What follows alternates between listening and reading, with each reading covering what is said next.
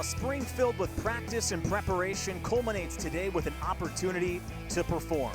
Marcus Freeman is set to embark upon his third season as the head coach at Notre Dame, and the stage is set for a rubber match in the 93rd edition of the Blue Gold Game. The blue team, led by Coach Washington, is ready to do it again. He coaches with passion and makes you believe. You guys are ready to prepare for this. Last year, we were all in, and you saw what happened. It's all about the gold over here with Coach McCullough. We're talking about respect, not only earning it, let's take that. In 2022, we got the job done, and we have fun getting that done. This is the man. White team on the way, baby. We know that it's all in the details. Household names will be said for the first time on Saturday. We have so many guys ready to show out. This is just a start. I know for a fact we're going to repeat with Coach Washington. Like Coach McCullough said, we're dealing in verbs, not adjectives. Let's get win on the one. 3, 2, 1, win. Let's go! It's a rivalry 93 years in the making, and for the third time, Marcus Freeman runs his team out of the tunnel here in South Bend as the Blue Gold Game is upon us at Notre Dame Stadium. And so we say hello and welcome you inside the broadcast booth alongside the longtime head coach for the Dallas Cowboys, Jason Garrett. I am merely Tony Simeone, but nonetheless happy to have you with us for what should be a day filled with intrigue, Coach. I got to say, last year Notre Dame's defense was really the star of the show. They lost a few key contributors, but goodness, they brought back some cornerstones. And when we talked to defensive coordinator Al Golden, they're excited about what's in the pipeline as well. Yeah, Tony, this was one of the best defenses in the country last year, and a number of their key players are coming back. Howard Cross, Riley Mills up front on that defensive line. On the back end, Benjamin Morrison, Xavier Watts, two of the best DBs in the country. If there's a question, the question is at linebacker, but we talked to Al Golden about it, and he loves this group of guys. He loves Drake Bowen and Jalen Sneed and Jack Kaiser and the freshmen, Kingston, Billy Amu-Asu. These guys can play. They had an outstanding offseason, a really good spring. They're on it, and they're excited to see these guys play. The one side of the ball they're really comfortable with, like you talked about, is defense. But, of course, plenty of questions around offense. It's the third year for Marcus Freeman, third offensive coordinator, but he brings in maybe one of the best in the country in Mike Denbrock. He should be good to go, but, boy, he's got a lot of things to figure out, lots of questions they have to answer on offense. Yeah, just a lot of holes. They lose Sam Hartman, they lose Audric Estime, they lose Joe Alt, they lose Blake Fisher. There's a lot of good football players who are going on to the NFL. So Denbrock has, hey, what do I do with this? They bring in Riley Leonard, quarterback from Duke.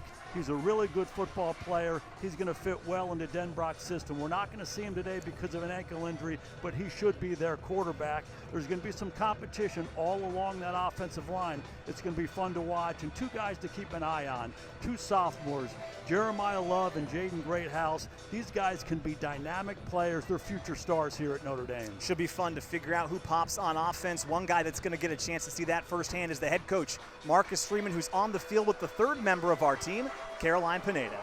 Coach, your third year as head coach at the end of the spring, what excites you the most about this team? You know, I think we're coming together. Every year is different. The collective group of skill set, the coaches are different, and so we're building. And I'm excited to see where we're at in practice 15. I want to see them compete on this field today. Well, this is a rubber match between your two head coaches in the spring game, Dylan McCullough and Al Washington. What has the energy in the building been like this week? Oh, it's been pretty cool now. There was a little smack talking in the locker room between the two coaches, and that's what you want. I mean, you want them to enjoy this game. You know, it's a lot of work put into for 12 guaranteed opportunities. So every opportunity we get to come out and compete, I want them to enjoy it, but understand there's a winner and a loser, and it's going to be interesting to see who wins today. Appreciate the time, Coach. Right, Tony. All right, thanks, Caroline, and to head coach Marcus Freeman. There's the man they're all excited about, Mike Denbrock, new offensive coordinator. Marcus Freeman said about Mike Denbrock, Coach, he said he's the leader of our offense. He wasn't looking for a player. He said Mike Denbrock, he is the leader of this offense. Has to make you feel good as a Notre Dame fan going into 2024. Well, I'm excited about Mike Denbrock. He has a history here at Notre Dame, but I love a history with quarterbacks. He was the quarterback coach and offensive coordinator at University of Cincinnati with Desmond Ritter. Last couple of years, he's been at LSU. Jaden Daniels, unbelievable year last year. He wins the Heisman Trophy. And I feel like Riley Leonard's skill set can be similar to Jaden Daniels. So it's going to be fun to see those guys work together. He's an outstanding football coach and a great addition to the Irish family. Get a chance to hear from Riley Leonard on this broadcast a little bit later, but when we talked to him, that comparison came up, just the fact that he likes to use his legs. He saw what Daniels did with his legs. He's excited about that opportunity. Okay, blue versus gold. You heard it at the top. Al Washington and Dylan McCullough have a score to settle. This will be the only kickoff you see all day. They really limit the special teams in this operation. There will be no punts either. They'll just set the ball 40 yards in the opposite direction. But for now, the lone kickoff of the day is underway. And here we are in the blue-gold game as this ball is taken out across the 40-yard line. You like to see specials with their one opportunity make an impact early. One of the stories, Steve Angeli at the top here, coach, quarterback. We won't see Leonard, but a lot of intrigue around Steve Angeli. Everyone saw what he did in the Sun Bowl last year, made a name for himself 2 years ago in the spring in this very game. He seems really comfortable going into his third year. I love Steve Angeli. He's one of those guys that is prepared for his opportunities, and when he gets them, he takes advantage of them. You referenced the blue-gold game a couple years ago when he was an early enrollee freshman. He scores the game-winning touchdown. Every time he goes in the game, good things happen. Good starting field position for the blue team as Angeli will take the first snap of the ball game. Hands it off. This is a run right up the gut, and that's going nowhere. He handed it off to Jeremiah Love, a guy we talked to yesterday, and Josh Burnham is in on the tackle. Jeremiah Love is a dynamic football player, and he was part of that running back by committee last year, and he was the juice guy. Every time he came in, you're like, wow, this guy's quick, this guy's fast. Look for them to use him as a running back this year, but also to move him around with some motions, line him up as a receiver. He's that kind of guy. He's versatile. They want to get the ball in his hands. Mike Denbrock referred to him as maybe their most explosive player on offense. As on second down, Angeli will throw it to Love again. Makes a move in the flat, picks up a few before going out of bounds. He's run out of bounds that time by Chance Tucker, a veteran defensive back. We had a good visit with Jeremiah yesterday, and he's from St. Louis, and you asked the question, hey, who are some of the guys you love watching growing up? And you referenced Marshall Faulk, and you know, one of the all-time great multi-purpose backs. He's like, I'm a little young for Marshall, but he loves Zeke Elliott, who's also grew up in St. Louis. Again, that versatility is something Notre Dame's going to use a lot this year. He said his dad told him that he reminded him of Barry Sanders with his lateral agility, as Angeli has to tuck it and run here. He's got the red jersey on, and they'll spot him a couple yards short of the marker. That's a quarterback keeper, Steve Angeli. Good pressure up front. As you see, Steve Angeli does a good job keeping his eyes down the field. A little bobble on the snap and just climbs up in the pocket. He is wearing that red shirt. They're not going to tackle him. They're going to tackle the other guys, though. They're going to tackle Minchey and C.J. Carr when they get their opportunities. Third and short here. Notre Dame, one of the better third down defenses in the country last year. We'll see how this gold team does, see if they can get off the field. Angeli, they need 2 yards, hands it off to Love, makes a man miss. He's got the first down across midfield, and Love is into gold territory. Xavier Watts runs him out, but there you see that speed and elusiveness from Love. And this is what you like about him. He's big enough to run inside, but his ability to bounce and get to the edge and then go break tackles, you can see it. The guy just has a lot of quickness, speed, and explosiveness. Easy to see why they want to get the ball in his hands. No Jadarian Price for this game, out with an injury, so Love's going to see a lot of action, you figure, here in the opening half. There's Jaden Greathouse going in motion on a fresh set of downs, and he's going to get a pitch on an end around. Oh, it looked like he wanted to throw it himself for a moment, then he thinks better of it, and he takes a couple-yard loss. You know, we saw them working on that play on the practice field yesterday, and it was curious to me that, you know, that's a special play, and if the defenders just had their eyes down there seeing it, I didn't think it had a chance of working. Usually the element of surprise is critical to that. This gold defense was all over it. Should mention, playbooks today, very limited. Yes. Only a few calls on defense. We'll have to keep an eye on, too, something you brought up yesterday, the new rule where you can communicate through the audio technology now, how that affects play calls. Their first time using that is Angeli on second and long. Throws down the seam. He was looking that time for Eli Raridon, and the ball was a little bit underneath. It's a good read by Angeli, but he simply misses the throw. Raridon running up the seam, and he's a big target. He's 6'6", 6'7", coming off that ACL injury from a couple years ago. He was wide open. Angeli saw it, he liked it, he just pulled the throw. Missed opportunity there. Raridon's somebody that if he can stay healthy, he's a real weapon for this Notre Dame team going forward. Now 3rd down and 13 for Angeli. Go underneath to Raridon, makes the catch, but can be brought down after a pickup of 4. Sets up 4th down. Good tackle that time by Jaden Osbury to set up the 4th down. It's a good decision by Steve Angeli, finding a completion there, knowing that you're on the fringe of field goal range, and maybe that's an opportunity for you to get some yards, give your kicker a better chance there. It doesn't seem like much, but those 5 yards changes the kicker's life. Trust me. Then again, an early look here at Mitch Jeter, the transfer from South Carolina. They've got this, I think, going to be about a 50-yard field goal for Jeter, who has a career long of 53 when he kicked with the Gamecocks at South Carolina. Here it comes. On its way, it's a low kick, and it comes up short. What'd they say, it's 44? It's blustery. And blustery here, affecting the kicking game right away here, but a good drive by the blue team. Excellent job by the Gold defense. Settle them down in fringe and giving their offense an opportunity to come back the other way. This will give the Gold team the football and a chance to once again focus on the offensive side of the ball. Mike Denbrock, again, last 2 years, specifically last year, Coach, the way he performed with LSU. Look at these numbers. I mean, just unbelievable what they did with Jaden Daniels at the helm. Remarkable stuff in his final year with LSU. Quarterback is Kenny Minchey, and he hands it off on 1st down to Jabron Payne for a couple. Yeah, it was so much fun watching Jaden Daniels play last year. I went back in preparation for the draft and watched a lot of tape on Jaden, and I couldn't have been more impressed. I mean, he threw 40 touchdowns and 4 interceptions, and I get it, he has some big-time receivers and big-time talent around him, but just love the system that Denbrock used there. Allowed Jaden to use his feet, but also really developed as a pocket passer. That's certainly what they're looking for at Notre Dame. 2nd down throw from Minchey is a little bit behind Jabron Payne. Minchey's in his 2nd spring game here, but just a freshman, was an early enrollee last year. We've talked a lot about Angeli and Carr in the offseason. Of course, everyone's curious about Leonard. We shouldn't overlook Minchey. He's a really talented player. There's a lot of potential when you look at Minchey's career going forward. As he takes a snap on 3rd down. Takes a shot. Oh, that was in the hands that time of Micah Gilbert, and it's a drop. Just to finish up on Kenny Minchey, you go to practice at Notre Dame, this guy jumps out at you. His athleticism, his quickness and explosiveness, how he moves, and just as the ball jumps out of his hand, he just needs to play.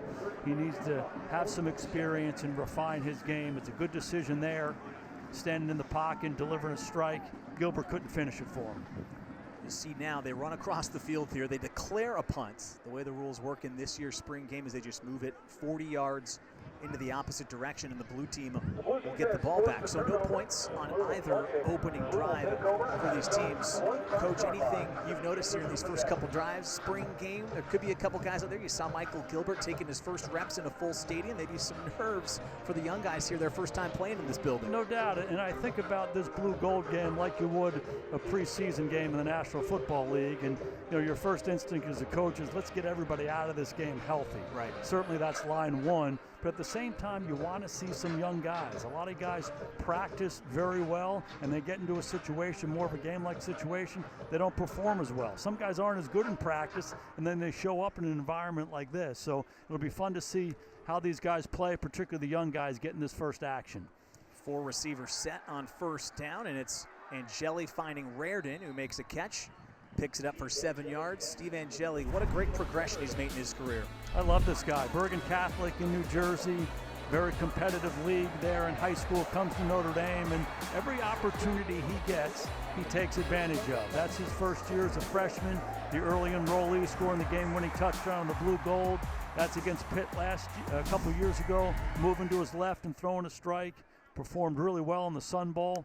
This guy's a good football player. Yeah, it was 15 for 19 in the Sun Bowl as he hands it off to the early enrollee, Aeneas Williams, running back they're really excited about here in South Bend. You look at what Angeli's done. I thought it was really fun just to watch the two of you guys talk yesterday about the playbook, how he's picking up Mike Denbrock's calls and systems. He seems to have a really comprehensive knowledge of what Mike Denbrock wants to accomplish with his offense here in South Bend. Well, you said it. Third different offensive coordinator in his 3 years here at Notre Dame, and he saw that as a plus. Different terminology. You hear the different nuances and the details that each of the coordinator emphasizes. And he really feels like that's helped him grow as a quarterback, give him a broader base of knowledge about playing the position, and he values the importance of the mental approach, and you can see that. He's a very decisive player, he's a very mature player at the position, and Denbrock really likes him. I want to go quick here as they look towards the sideline. Again, mentioned earlier, the new communication system they have in place. You can get the play call in the headset as it's 2nd and 5. On this second offensive drive for the blue team. Angeli gonna move up in the pocket, throw, connects with Deion Colzie across midfield. He's taken down by Christian Gray, but a good catch by the veteran Colzie to move the sticks, and there is a flag.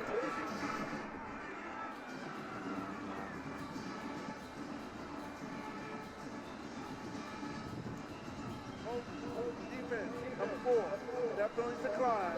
Struggle play for first down. We talked about Angeli's maturity, and you see it in how he navigates the pocket. He had a run earlier where he climbed up inside. Same thing here. Eyes are down the field, climbs the pocket, keeps his eyes up, and then finds Colzie. A lot of young quarterbacks, their initial instinct when they see that is take off and run. Angeli's showing his maturity, finding his receivers as the defense starts to unfold. Big first down pickup for the Irish. Second trip across midfield for the blue team. Angeli hangs in, throws to Greathouse, and it's broken up. Good coverage that time. Jaden Osbury able to make the play. He's a linebacker. They've talked about maybe working in the nickel, and that time he's in coverage to make a big play. He sure is. Osbury is one of those hybrid guys. He's a nickel, he's a safety. He's got a body type that he can run and make plays. There's some pressure off the left-hand side. Angeli's late with the throw. He's behind with the throw. A missed opportunity for the blue team. Sets up 2nd and 10. Angeli again, clean pocket, throws down the sideline for Colzie. Out of bounds, good coverage that time again by Gray along the sideline. Really like Deion Colzie. He's a veteran guy here. He's a senior. He's a big target. And critical for a guy like that when he's running down the field on those go routes is to make sure he keeps his release tight. He got pushed a little bit wide there, becomes a trick shot for the quarterback down the sideline. But he's a veteran presence. Not a lot of people are talking about him, but he could be a factor for this Notre Dame receiving corps as the season unfolds. It's got to be somebody that Angeli is very familiar with an otherwise very new receiver room. Goes right back to Colzie, catches it in front of the sticks, turns himself upfield, and has enough for the first down. They needed 10, they get 12, and they pick it up. Yeah, this receiving corps, it's really been revamped. Tobias Merriweather, Chris Tyree, Rico Flores, guys who all played last year, they've all transferred out. There's some transfers in, there's some young guys coming in, so a lot of competition through the spring to see who's going to play. This is a big day for a lot of these guys. Empty backfield here on first down for Angeli. 5 receivers as he goes to work with a fresh set of downs. Throws it out to the near sideline. Catches made by freshman tight end Jack Larson before he's run out. You alluded to the receivers that they lost, Coach. I mean, you see who's out, and then you see who comes in. Jaden Harrison, Chris Mitchell, a couple guys they're really excited to get on the field. Mitchell's someone that's really popped in spring camp, but it's a learning curve for quarterbacks and receivers to get on the same page in that first spring. No doubt. Bo Collins coming in from Clemson once this semester gets out, and then 2 of the young guys. Gobert's the guy that everybody seems to be talking about. He's certainly going to get some action here throughout this day. Keep it on the ground here on 2nd and short. It's Love, and it's going nowhere.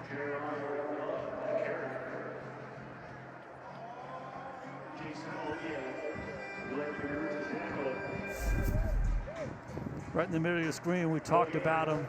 Kingston, Biliamu Asa, the freshman from Southern California. coming downhill and being a disruptive force in the middle of it. Stroud does a good job knocking them off, but coaches Marcus Freeman out goal, and they're really talking a lot about number 27. Get used to that name, Kingston Viliamu Asa. KVA if you want to keep it short, as Love is close to a first down, but they raved about him. Al Golden said he got a chance to watch him in live practice out in California. That's what really flipped the switch for him. And there, I don't think they would say they were surprised. They expected big things, but you get the sense like he's ready to go on day one here in South Bend. And I think the biggest thing they're most impressed by is how quickly he's picked everything up. Al Golden is one of the best defensive coordinators in the country, and there's a lot of defense. It's not a very simple defense at all.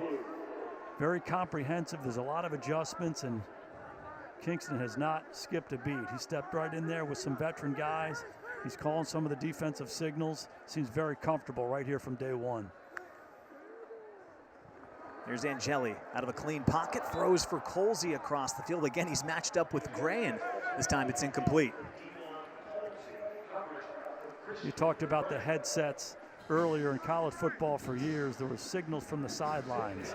A lot of teams on the ball, and you're looking at signs and pictures and all that kind of stuff. And NCAA finally relented and did what the NFL did 30 years ago. You can talk to the quarterback in his helmet. I think Steve Angeli, Riley Leonard, these quarterbacks are going to love that.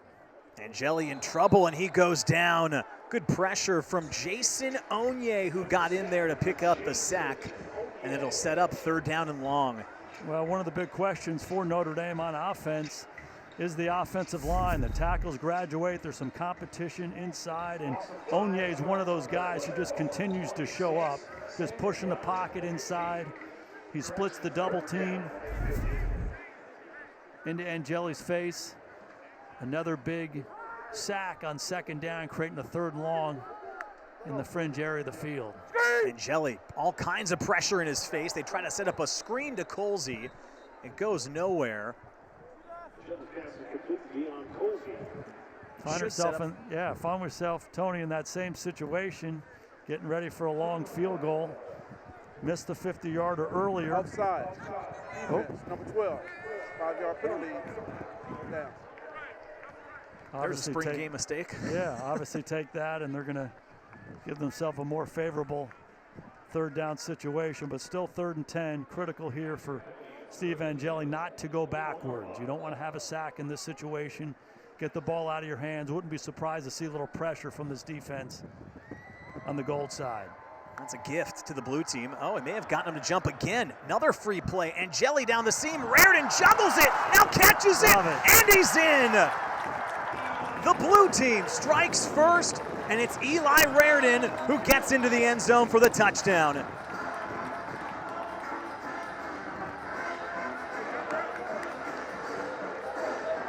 A lot of good stuff going on here with Steve Angeli. You see him use the hard count in that 3rd and 10 situation. He gets the defense to jump, and then he just continues to play. He finds Raridon, snaps the ball out of there. Raridon stays with it and finishes it. He's one of those guys they're really excited about. You think about him as a target in the middle of the field, 6'7". Quarterbacks love that. Extra point now from Jeter is straight through. The blue team is on the board first. Steve Angeli connects with Eli Raridon, who hits pay dirt, and Riley Leonard watching on and loves what he sees from behind the play.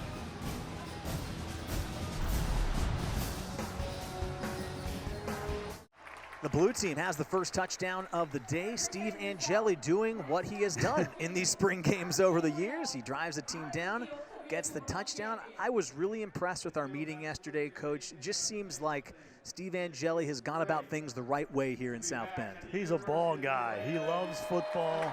He cares about the details of playing the quarterback position. He's ready for every opportunity, and because he's so prepared, he's confident, and you see that. So many good things. I loved his pocket movement. I loved his decision making. I loved his use of the hard count, and then time and time again coming up big in some situational football as well. So I'm a big fan of this guy, and all you can do is take advantage of your opportunities, and that's what he does.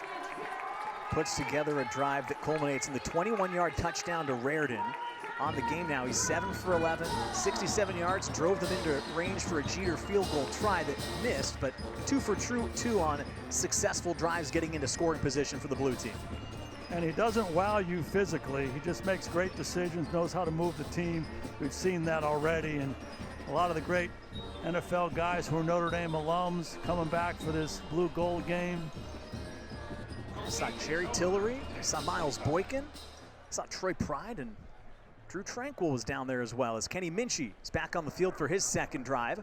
Gets it out quickly, and the pass is caught across the 30. It's a 7-yard pickup. Mentioned Drue Tranquill. He's now with Caroline on the field. Drue, you're back for the spring game. What have you most enjoyed about being back at Notre Dame? Well, this is only my second time. I was back for the spring game my freshman year. We've had 3 babies, so we haven't been able to come back and forth. But I was walking through campus with my youngest brother, Ethan, yesterday. And it just, so many memories, so much hard work, sweat equity, relationships that were built here. And it's a special, special place, and I'm really glad to be back. Well, since the last time you were back, you won a Super Bowl in February. When you look back on that day, what do you remember the most? I mean, when I think back of that day, I think back of all the hard work I put in high school, my time here at Notre Dame, how it prepared me.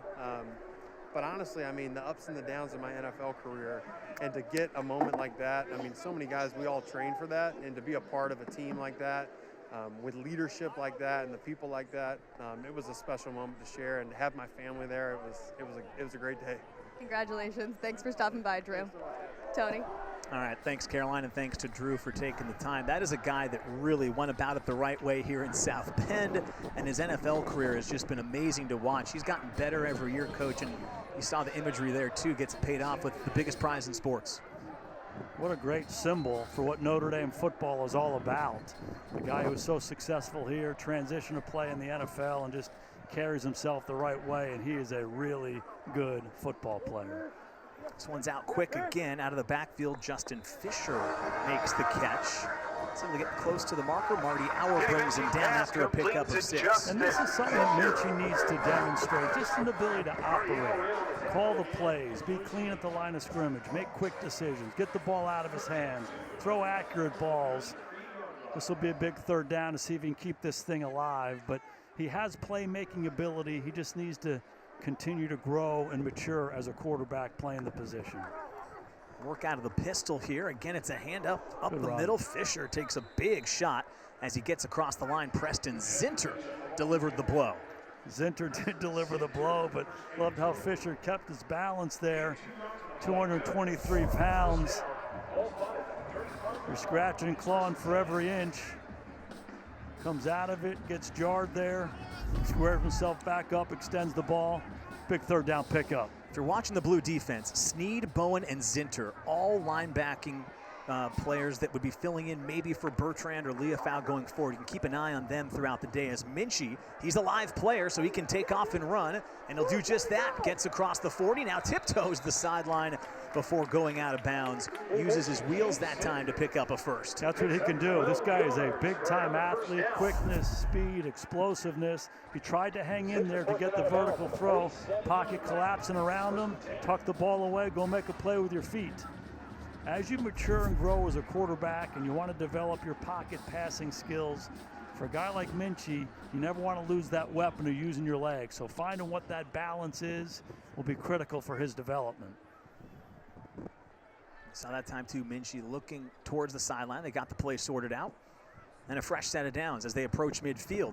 Jabron Payne is his back, hands it off to Payne, makes a move across midfield inside the 40-yard line. It's a pickup of 15 for Jabron Payne, a guy that Mike Denbrock said had one of the most consistent springs of anybody on the offense. Yeah, Jabron Payne, one of the best springs for any of the running backs here at Notre Dame. Excellent job by Tosh Baker, knocking Drake Bowen out of the hole. The thing you love about Payne is his vision. Center of gravity is low. He just seems to find and feel the creases. Really good run there. How about this, too? Last year, picked up 11 first downs. That was the most of anybody on the team. So he was called upon in a lot of those 3rd and short situations. They swing it out here again to Fisher, who makes the catch. It's Bowen who gets to him first and brings him down quickly after a pickup of just 2. Yeah, Bowen's one of those guys that he too shows up whenever he gets opportunities. Also playing baseball here at Notre Dame, and he just has good vision, good instinct. Sees Fisher get width right now, navigates the block, squares up and makes the play. Got on the field 12 times last year, did make 14 tackles. He was good for about a tackle per game. He's another one of those linebackers that will see a lot more time this year with the departure of Bertrand and Leofau, as Minchey goes back to the line to look to the sideline for the play call. First time the gold team has been in blue territory today. As Minchey takes a look at Gilbert, it's out of his reach and incomplete. We talked about the headsets that the quarterbacks are using now. They're still using some hand signals as well, so that's why those guys are looking at the sidelines. And we touched on the linebackers. You lose Bertrand and Leofau, guys who have been here for a long time, making a lot of plays for the Irish, but key guys returning. Kaiser, Sneed, Bowen, all those guys have played. Alsbury is a versatile guy, and everybody's talking about Kingston down at the bottom, so easy to see why Al Golden's as excited as he is. And I think getting Kaiser back was huge to just be able to bring those guys along, as there's a pre-snap penalty here. May have been a false start up front. Offense, number 79, 5-yard penalty, 3rd down.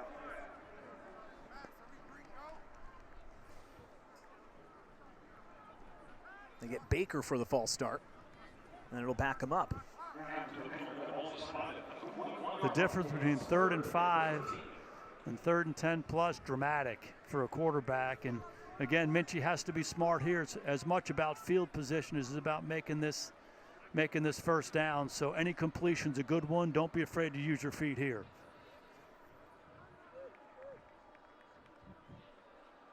See where Minchey goes on 3rd and long. Pressure comes, has to get it away, and it's picked off. In the secondary, it's Luke Talich with the interception, and he's able to bring it back to his own 45. Talich makes an impact play for the blue team. This is the maturity you're talking about here, again, in situational football. We're on the fringe of scoring range. There is some pressure coming from the left-hand side.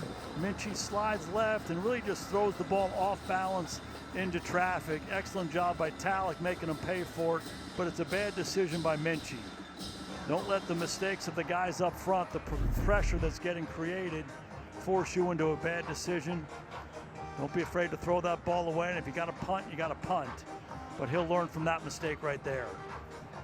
So Minchey commits the first turnover of the game. Talich, who played in 8 games last year just on special teams before sustaining an injury, is back on the field and records the takeaway. Good pressure up front, too, by Donovan Heinisch, a name that people are probably familiar with.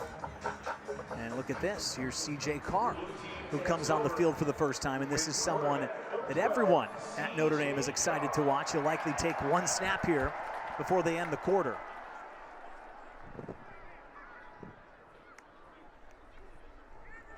We'll have to wait to watch him throw a ball as he hands it off, goes for a yard. And that ends the first quarter of play in the blue-gold game. The only points come courtesy of Steve Angeli to Eli Raridon. It's a touchdown for the blue team, and they lead after 1.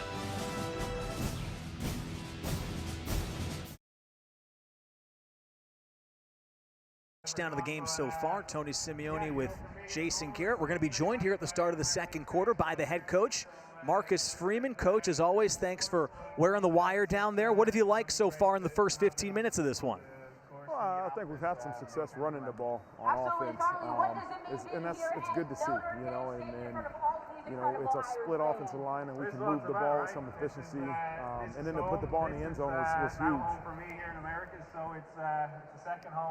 Coach, you go into this game with an idea of, hey, I want to get Jeremiah Love this many touches. I want to get the ball thrown to Deion Colzie a couple times. Or just let those guys go out there and play? No, I want them to go out there and play. There's some guys that we said, hey, we're going to have some limited reps for. I don't know how many more reps we need to see of Howard Cross and Riley Mills. But the other guys, I want to see them compete, see them play. I didn't mandate any touches, but I'd love to see. Let's keep getting the ball in Jeremiah Love's hands and let him make some plays. Okay, let's see if C.J. Carr makes his first career Notre Dame throw. Yes, with Marcus Freeman on the mic. Here it is. Great job. It's down the seam. Oh, big hit. Great job. And that's KVA, Kingston Viliamu Asa. What'd you see on that play, Coach? What'd you like? They're playing cover 2. I love the read. I'll get with Denbrock and say if that's the right read. He was least convicted with it, and Kingston did a great job of being a middle runner in cover 2 and made a huge play right there. But I thought it was going to be completed, man. 46-yard line. Sets up second down for C.J. Carr, who again checked in for Steve Angeli after the touchdown on the last drive. See where they go on second down. Beg your pardon, third down and 9.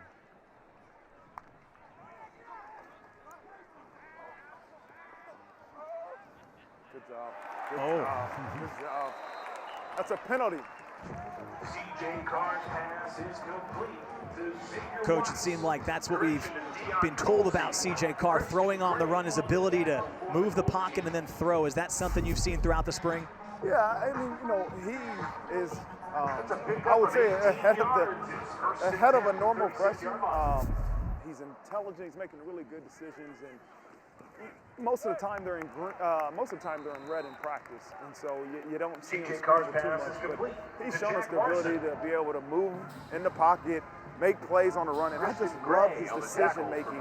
I love that he's making it with conviction. Like, I'm sure him and Coach Gaduli and Denbrock will get together and say, hey, you could have made a better read here. But you see a lot of freshmen trying to be perfect, so they're paralyzed in their decision making.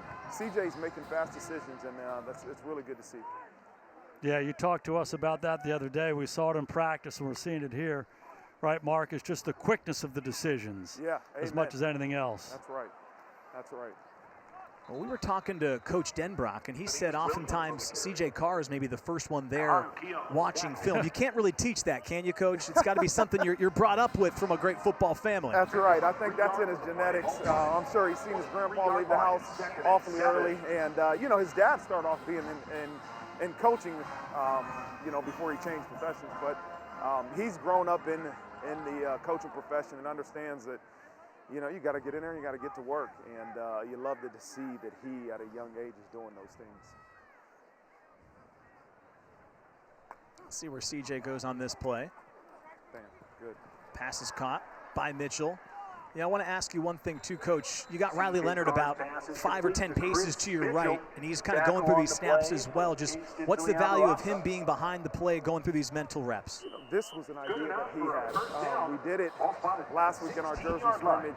He wants to get work in. He wants to improve, and these are such valuable reps for him. Last week he got 87 live reps, and I know he wasn't on the field, but he really went through the motions and actually got the call and was going through the plays. And those mental reps, they're not just mental for him, they're physical. He's actually going through it and making the right reads. And it's just a reflection of who he is, the competitor.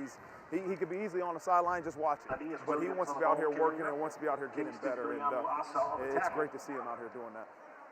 Coach, give us an update on his ankle and how much he was able to do here in the spring and where he is going forward. Yeah. He was able early in spring to do a lot.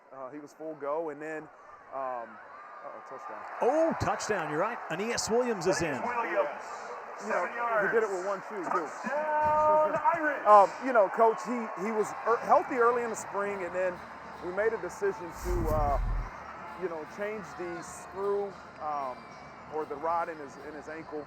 He could. I really believe if we played a real game today. It'd be hard to keep him off the field. And he's been doing some 7-on-7 and things in practice, but, there's no need to rush it because we got some time before we get to fall camp. But he's progressed really, really well. I'll tell you who's showing up early on in this game is Aeneas Williams, the freshman. There's a lot of freshmen on both sides of the ball you got to be excited about. Oh, yeah. He is. He's come in here and really done a good job of picking up the offense. And the thing I told Aeneas when I first met with him, I said the thing that's going to prevent freshman running backs from playing for us is not knowing protections. And he's taken a really serious approach to protections. And that's why he's been on the field, and he's really done a great job progressing. And we know he's a great running back with the ball in his hands. That's why we recruited him. But now he's showing that he can be a dependable guy with protections and making the right reads, and that's why he's doing a great job. Coach, we appreciate you spending some time with us today. Thanks for doing it all 3 years you've had this game, and looking forward to watching your team again in the fall. Thanks, Coach. You Have guys fun, stay man. warm up there, okay? All right. It's much nicer I'll up do here it. than down there in the blustery Notre Dame Stadium as the blue team has their second score. Aeneas Williams, you pointed him out. He's one of a host of freshmen. It just seems like more often they're getting the freshmen on campus earlier, and they're ready to perform, I think, at an earlier stage. You've already seen him, Kingston Viliamu Asa. I know it's the spring game, Coach, but they give you a lot of reason for excitement going right into the fall. Really impressed. These guys are early enrollees. They should be going to their prom. They should be graduating, and they're here competing with guys who are 2, 3, 4 years older than they are, and they don't seem fazed by it at all. And as good as they are physically, what's more impressive is how they are mentally and emotionally just to step in and compete. They've been impressive. Gold team's back on the field as they'll hand it off on first down. Jabron Payne, good work across the 30, takes it towards the near sideline before being right out of bounds that time. Just wrapped up our conversation with Marcus Freeman. It's hard to believe, Coach, it's already now year 3 of the Marcus Freeman era at Notre Dame. Everyone kind of knows about the story, how it's gone. They get his first 10-win season last year. They've got a couple of bowl wins back-to-back seasons. I think there's about as much positive momentum going into year 3 as there really could be for a head coach that's so young like Coach Freeman is. Well, I'm just so impressed by him, and you know, we've gotten to know him a lot over the last couple of years, and you see his growth and development in this role, and it's what every player, assistant coach, head coach goes through. When you haven't done something, hopefully you learn from the experiences. Looks like the ball came out there. They ruled the ball carrier down. Blue team was really trying to sell it along their own sideline.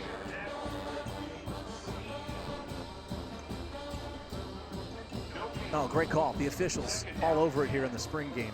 Yeah, so, you know, Marcus has been someone, you know, we really have seen kind of take charge of the position here at Notre Dame. And he's had a lot of successes. He's had some adversities, and he's one of those guys who learns from the adversities and fixes them.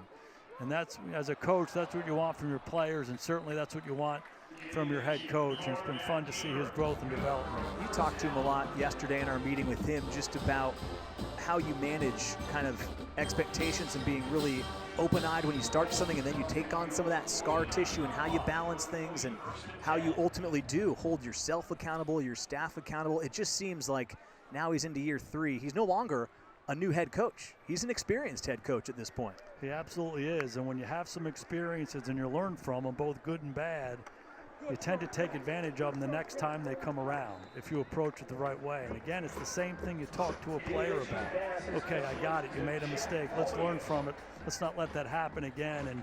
And Marcus is so good at that. When they've had issues in year 1, they were corrected in year 2. And I would suspect the same thing here in year 3. He's been hardened in a good way from his experiences, but he hasn't lost that bright-eyed, innocent sense of wonder that you need to have to perform your best. So it's fun to see that, and this Notre Dame football family is lucky to have him running the show. Is there something you found in your coaching career that when it was year 3 compared to year 1, you looked back and said, whoa, I completely am doing this a different way now because I learned in year 1 that is not how we're going to take care of this specific issue? Yeah, when you're doing it the first time, you're using the different experience you've had. Maybe you've observed somebody else, you've been part of a team, a head coach has done it this way, and you say, let's do it that way. And then you find out for yourself, hey, maybe that doesn't work for me, that doesn't work for us, and you make the necessary adjustments. And I think we've seen that with Marcus. I like the staff that he's put together.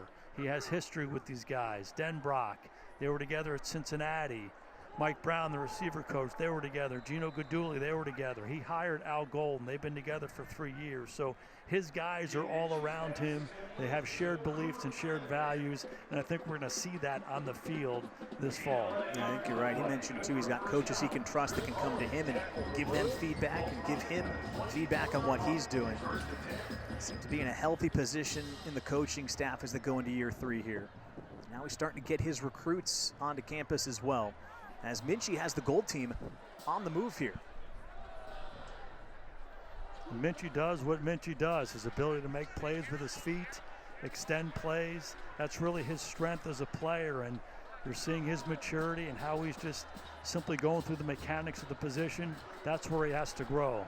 Here's Payne again, running hard across the 20, inside the 15-yard line. Jabron Payne already up to 6 carries for 47 yards on the game. Yeah, and you see what Denbrock was talking about, how good a spring he has had. He's been a good runner for Notre Dame here the last couple of years. His maturity, his ability to play in the passing game, both as a protector and as a receiver. And there's something about those backs who are 5'9", 200 and change. Defense, number 30. That penalty is declined. Second down. Now they kind of hide in behind the offensive lineman, and they have a feel for where the creases are. You see that time and time again with Payne. Audric Estime, we expect him to get drafted about a week from now. There's 210 carries that went to him last year. They're going to get passed around. Seems like Payne is a great candidate to get a good share of those 210. Great spring and has looked sharp here in the blue-gold game as Minchey fakes the handoff to Payne this time. He'll run it across the 10 before he steps out of bounds. Yeah, if you look at it from last year, you talked about Estime. He should have been the workhorse. He was the best player, incredibly productive career here at Notre Dame. But we saw glimpses of Love and Price and Payne all throughout the year, and they're going to stick with that same philosophy. It's going to be by committee. Each of these guys are going to have a role each week, put different kinds of pressure on the defense. Love both as a runner inside and outside and as a receiver, and the other guys are just complete versatile backs. So it's a good group of runners, and they're going to take a lot of pressure off the quarterback. Yeah, Love is on the blue team. He already had a few carries today. I'm curious to see how much they can get him into a position outside of the backfield as Minchey has to scramble to his left. Again, throws. This time, I think, trying to throw it away, and he does out of the end zone. And that's where you see it with Minchey, just the ability to progress. Hey, I'm going to my first option. It's not there. Can I get to 2? Can I get to 3? Can I keep pocket discipline? We saw a couple times earlier where Angeli climbed up inside the pocket. Young quarterbacks who can run have a tendency to back out the back of the pocket, and that can get you in trouble. So those fundamental things, along with his ability just to progress and make good decisions, that's the area where Minchey needs to improve. 2nd and 10. Payne gets it again. Puts his head down up the middle, and he pushes that pile. We'll give him 4 yards as he takes it to the 5-yard line. This is not an easy challenge for this blue defense. When you have Minchey, who's such a good running threat, and then you have Payne, who's such a good inside runner. All this quarterback zone read where he can keep the ball. That's not easy for a defense, particularly down here in this low red zone. 3rd and goal. Good opportunity to see how Minchey handles 3rd and goal from the 5.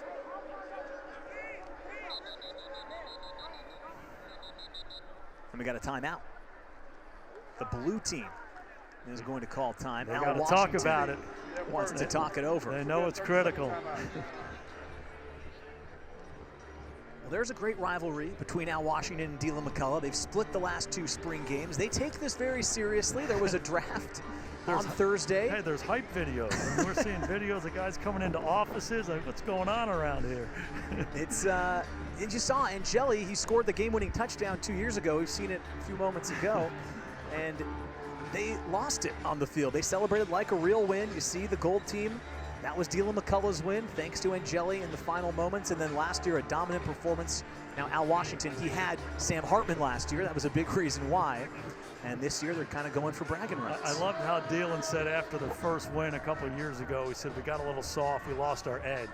Now we got it back this year. So. Well, this is going to matter after today between Washington and McCullough. I like McCullough's quote when he had his quick press conference. Said they aren't dealing in adjectives. They're only dealing in verbs this week. Interesting. Yeah. Inspired a lot of guys in that gold locker room, I think, as Minchey's going to take it and run. Over tackled, puts his head down, and he's into the end zone. Kenny Minchey, with his feet, runs it in from 5 yards out, and the gold team is on the scoreboard. Absolutely love the call. When Kenny Minchey's your quarterback, line 1 is let him use his feet to make plays. So this is quarterback design run. They crack the defensive end. Payne's out in front. Yagasaw's out in front, and let this big guy square his shoulders and find pay dirt. Love the call. Excellent execution. Gold team is rolling, baby. 11 plays, 75 yards. Minchey looked like the real deal on that drive, and he has the gold team on the score sheet. Extra point is good to cut the deficit in half. Kenny Minchey, in his second year on campus, is into the end zone, and it's a one-score game again.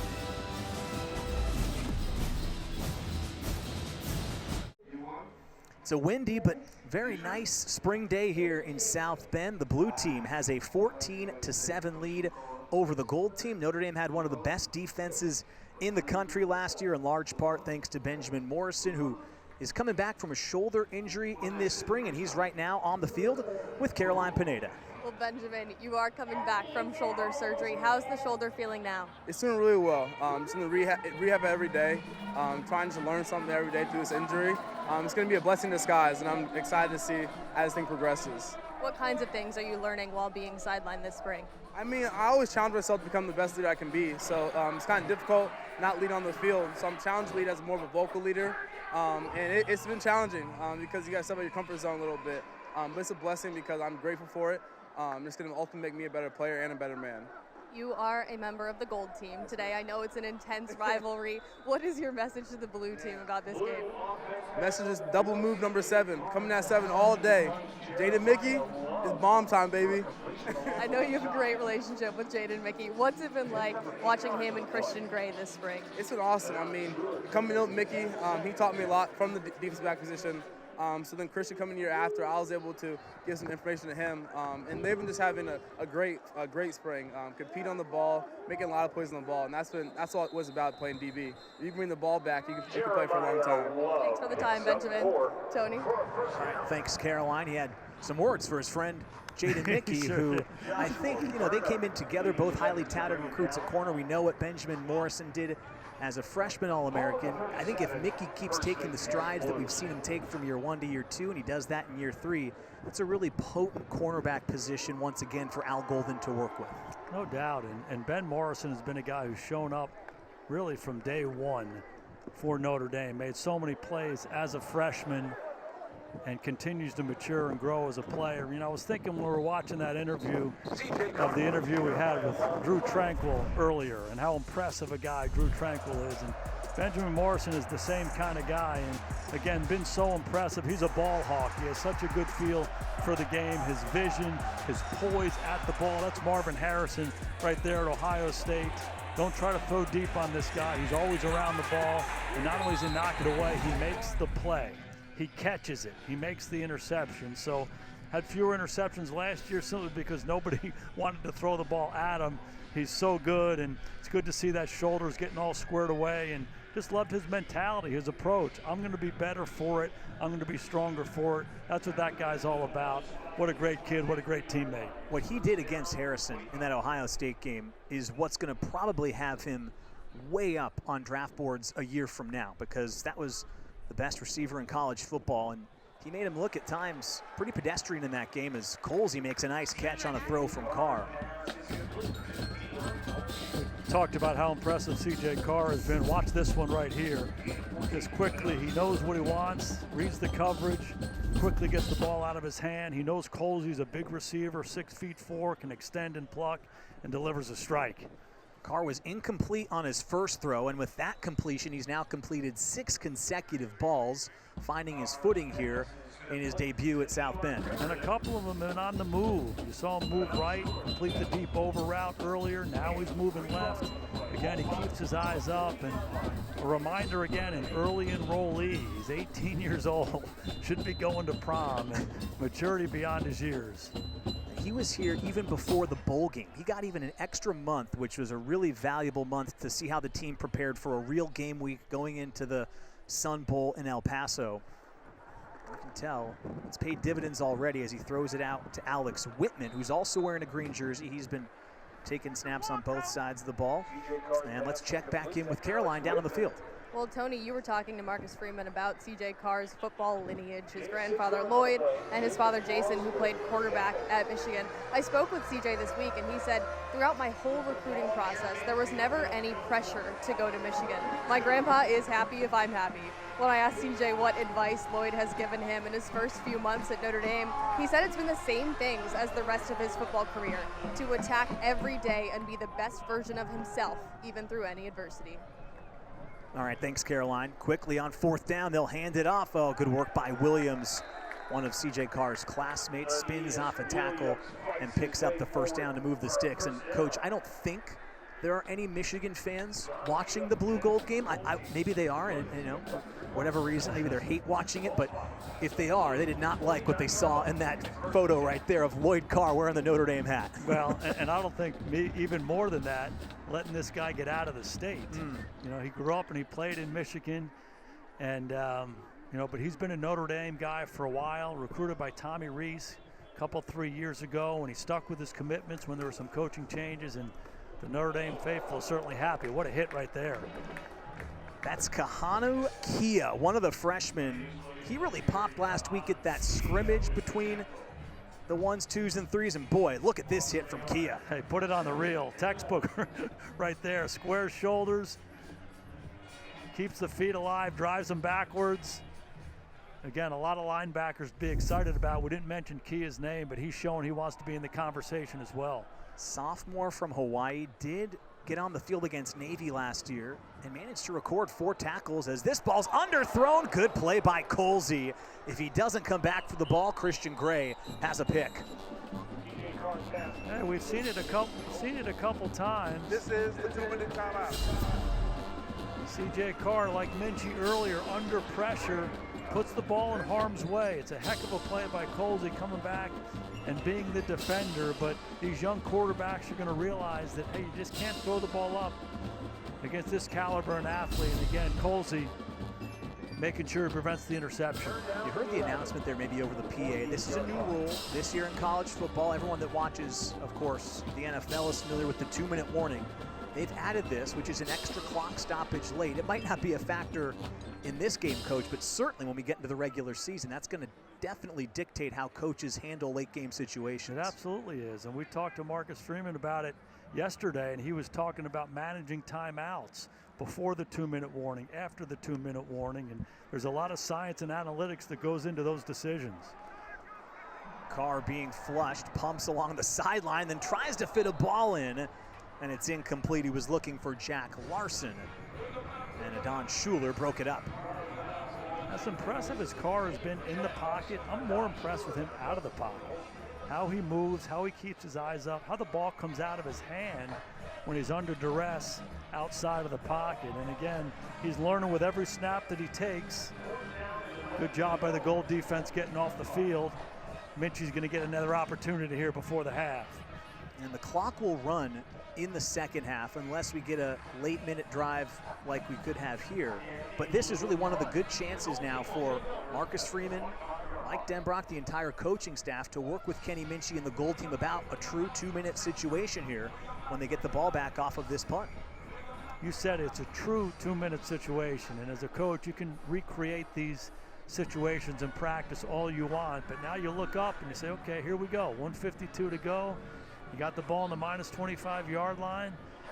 Yeah, you're down a touchdown. Kenny Minchey, see how you handle it. And it's impossible to recreate this on the practice field. This is the kind of stuff that translates into the games on Saturdays in the fall. I would think too, Coach, especially the communication in a at least partially full stadium. This is as close as you can replicate to what something like College Station on August 31st is going to look like, or when they come back home on September 7th. As again, there's no punts in this game, so they move the ball 40 yards. It's inside the 15, and now Minchey. Bad psychologically for Minchey. He thought he had it at the 25, and now he's on the minus 12. He'll throw on first down. Airs it out towards the sideline. It's incomplete. Was looking that time for KK Smith, and it's out of his reach. One more time, this defensive line continues to show up, and these quarterbacks have been under duress. K.K. Smith can really run. He had some man coverage, and this is Bowen coming late down the middle. Minchey had to get rid of it. Smith's someone that they're excited about. Steve Angeli called him shifty and smooth. That time it's out of his reach, and it's second down for Minchey. Out of the shotgun, goes back to Smith, makes the catch, and there's Mickey taking him down right away. In all these 2-minute situations, what you want to do as a quarterback is you want to get that first completion. You want to get on the ball. You want to get the defense on their heels a little bit. They took a shot on first down. They come back and get the high percentage throw to make it third manageable. Now it's 3rd and 5. Clock runs under 1:20 to go here in the opening half. Now for the goal team, bleeding a little clock is not a bad thing as you find yourself in this 3rd down situation. Minchey to throw again. Thought about taking off and running, then tries to get it out to the flat, and it's broken up by Ben Minich, who's able to get his paws on it, and it's a 3 and out for the goal team. Second time we've seen that pressure that Minchey has. He's got people all around him. He does this kind of jump throw and puts the ball in harm's way. Eyes up, flips it. Minich nearly makes a pick and makes him pay. So in those quarterback meetings, as they watch this tape, that's the conversation they're going to have. Throws the interception earlier in a similar situation, moving left, jumping, putting the ball where there's a lot of blue shirts around it. You got to be a great decision maker to play quarterback at this level, and he'll learn from those experiences. So the blue team's going to take over with pretty good field position. As you get a look at the defensive coordinator, Al Golden, 3rd year as the DC. The improvement from year 1 to year 2, Coach, you almost can't even make it up. I mean, what they did in the red zone just pops off the screen from one of the worst numbers to one of the best numbers in the country. Everything else, they're almost top 10 in every major category. 130 FBS teams, Tony. There were 129. Notre Dame was 129 2 years ago. They were 2nd last year. Look at the scoring, the jump there. And one thing was interesting in talking to Al was he said, we have no interest in being the #1 rush defense in college football. Angeli's back on the field, and he runs for about 8 yards. Yeah, they want to see Angeli in this 2-minute situation. But Al talked to us. He said, we don't want to be the #1 rush defense. You expose yourself too much in the passing game. So they want to play good run defense, but it's more about coverage and preventing big plays, and more about that pass rush too, because they're getting around Angeli. That's the 2nd sack of the game for Jason Onye, who's now a senior, has gotten better every single year. You pointed it out on his last sack, Coach. He just seems to keep putting in the work, and he's seeing it really pay off here with every passing year in South Bend. And that's one of those names that the coaches talked about. Al Golden talked about how Howard Cross and Riley Mills, because they're graduate students, have not been able to be at every Notre Dame spring practice. And a guy like Onye has really stepped up as one of those defensive tackle candidates, and he played last year. He's going to play this year, but he's showing them he can be a disruptive force in there. Yeah, Onye for the gold team, and then Donovan Heinisch for the blue team have been those 2 defensive tackles that I think have popped on both sides so far today in the opening half. 2nd down, they called timeout to stop the clock with 40 seconds left in the opening half. 3rd and 8 for Angeli. Throws towards the sticks. It's caught, maybe a yard short though. Raridon brings it in. Osbury stops him short, and it's going to set up 4th down and maybe less than a yard with the clock still running. Angeli has him on the move, won't call a timeout. Clock's all the way down to 20 seconds. Angeli to throw on 4th down. Gets it out to Raridon. Oh, and he dropped it.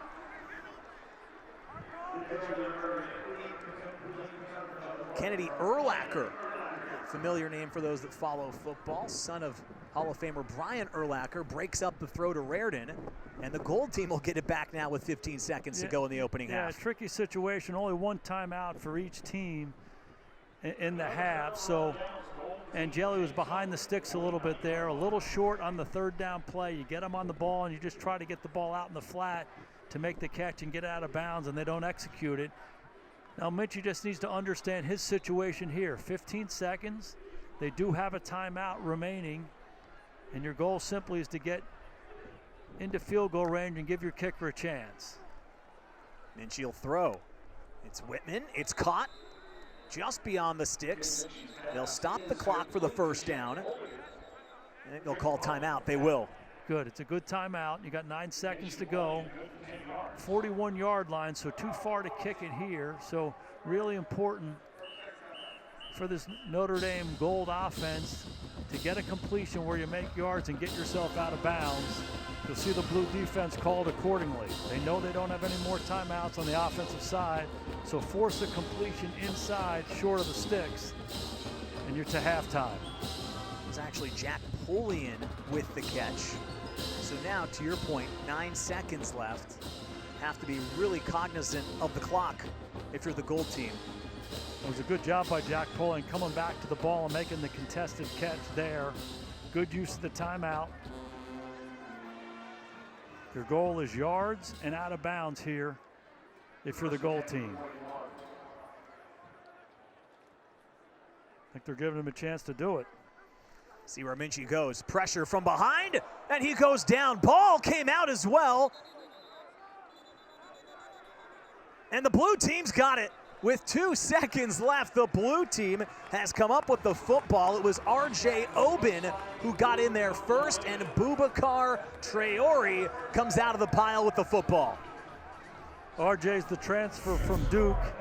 Very productive defensive lineman there. You see him coming off the left side of the screen, working against Jagasaw. A good get off and good acceleration of the quarterback to knock the ball out. RJ is the son of Roman Obin, the longtime offensive lineman in the National Football League, and they're welcoming him as a pass rusher. Again, real productive at Duke. He's shown what he's got today. That'll end the opening half between the blue and the gold team. Blue is on top 14-7 as they head to the locker room at Notre Dame Stadium. Welcome to Notre Dame Stadium. Direct snap, Payne up the middle. Jabron Payne, no helmet, no problem. Hey, this is mission control. We've got him. Ball's out, fumbled, picked up by Xavier Watts, runs it in for the score.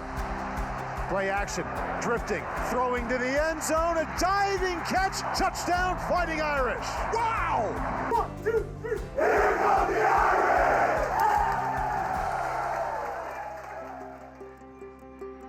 20 weeks from now, the games will count here in South Bend when they return home. Right now, today, the blue team has a 14-7 lead over the gold team. We welcome you back inside the broadcast booth, joined by a very special guest, new director of athletics here at Notre Dame, Pete Bevacqua. Thanks for taking the time to join us today. How is your first spring game going here in South Bend? No, it's been great, Tony. The whole day has been wonderful. We started it off this morning with the groundbreaking for the Jack and Kathy Shields Family Hall, a brand new state-of-the-art football facility where we really think we're going to have, when you think about the great 3 facilities we have now with this wonderful Notre Dame Stadium, one of the best stadiums in the world, our indoor practice facility, and now this state-of-the-art football operations building that won't just serve our football players, but will serve all of our student athletes and the 26 sports that we have here at Notre Dame. We have our #1 ranked lacrosse team here playing North Carolina. They won earlier today, so they keep it going.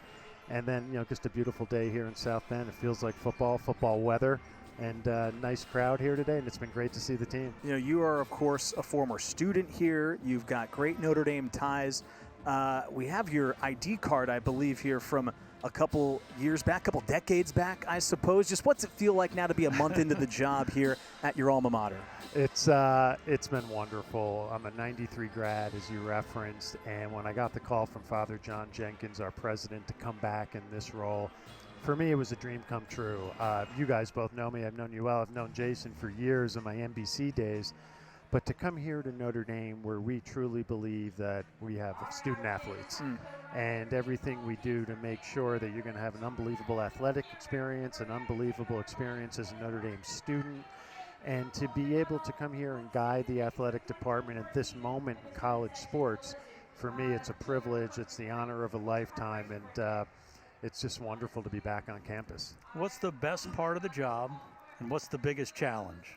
I think the best part of the job is knowing that I'm here serving Notre Dame. And as I've said to Father John Jenkins and Father Bob Dowd, who's going to be our next president, Jason, with the exception of my family, over the course of my life, nothing has meant more to me than Notre Dame. So I feel like everything I've done personally, every step I've taken along the way professionally, hopefully has prepared me to do this. So it really is a passion of mine. I think the toughest part of the job is just with the movement and the changes that happen literally on a daily basis in college sports. Whether that's name, image, and likeness, the transfer portal, conference realignment, everything that's going on. It's a challenge, but it's a challenge that we welcome. As I said in an interview a couple of weeks ago when I first stepped into the role formally, I love the chaos. We have to embrace the chaos, and I think the chaos helps Notre Dame further differentiate ourselves. Everything that makes Notre Dame special, unique, and different, I think is more valuable than ever, maybe more under assault than ever, and certainly more important than ever.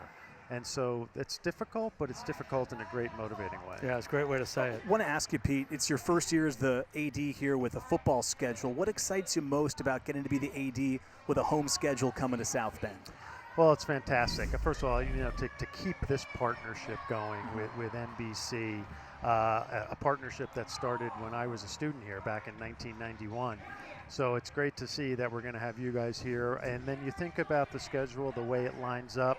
We start off with a very difficult road game at Texas A&M, and then we come home. But I think it's just going to be, you've got to take it week by week. We have a couple of great games in the major metropolitan New York area, including a Shamrock Series game that NBC and Peacock will be a part of at Yankee Stadium. So you think about stops along the way. You think about the Florida State game here. You think about Louisville coming here now. After we had the tough loss at Louisville last year. And then you kind of circle that game at Yankee Stadium, 100-year anniversary of the Four Horsemen. That's going to be special for us, too. Real quick, playoff, 12 teams. What excites you about it? Well, I think for us, obviously, the move from a 14-team playoff to a 12-team playoff as an independent is incredibly helpful for us, Tony. I mean, if you're Marcus Freeman, the way he's wired, the way our football program is wired, you absolutely want to win every game. Jason, you know this Absolutely. As a head coach. You want to be undefeated, and that's fantastic. But it's also good to know that with the type of schedule we play year in and year out, the likelihood of us, of Notre Dame being in the college football playoff picture, the percentages are much greater when we get to move from 4 teams to 12 teams. And I also think college football, the passion behind it, now that you're going to have more teams in the playoff, the excitement that will build. I think it's great for Notre Dame, selfishly, but I also think it's great for college football. Appreciate you stopping by. Enjoy the rest of the day here in South Bend. Great to see you both. Pete, great seeing you. There's the Director of Athletics, Pete Bevacqua. Steve Angeli has the blue team on top 14-7 at halftime here in South Bend. Steve Angeli with the opening touchdown of the game. Eli Raridon was able to haul it in, and the blue team has the lead as we get set for the third quarter. Just moments ago, Caroline Pineda caught up with the offensive coordinator, Mike Denbrock. Coach, what have you seen from each of your quarterbacks today? I think there's some good things going on out there. There's some things we're going to have to obviously correct as well. So we got to get them a little bit more consistent in everything that they're doing. Take what's given to them, be a little more patient at times, get the ball out of their hands at others. So there's some things to work on there, but I like the progress we're making there. You've talked about the challenges of facing Al Golden's defense in practice. What do you feel like your offense has learned from that in the spring? Well, I mean, I think it gives us an advantage moving forward.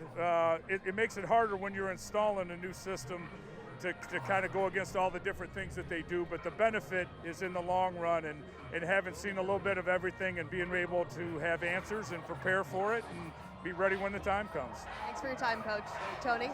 All right, thanks, Caroline. I think Mike Denbrock was happy with what he saw. There's plenty of teachable moments there, as there always are, Coach, but I would say 3 scores is probably something the offensive coordinator likes to see in the first half of the blue gold game. No doubt, and Tony, you and I alluded to this earlier. There are some question marks on the offensive line for Notre Dame, and now you've split the offensive line up among 2 different teams, so you thin them out even more. But in some big moments of this first half, the defensive line showed up.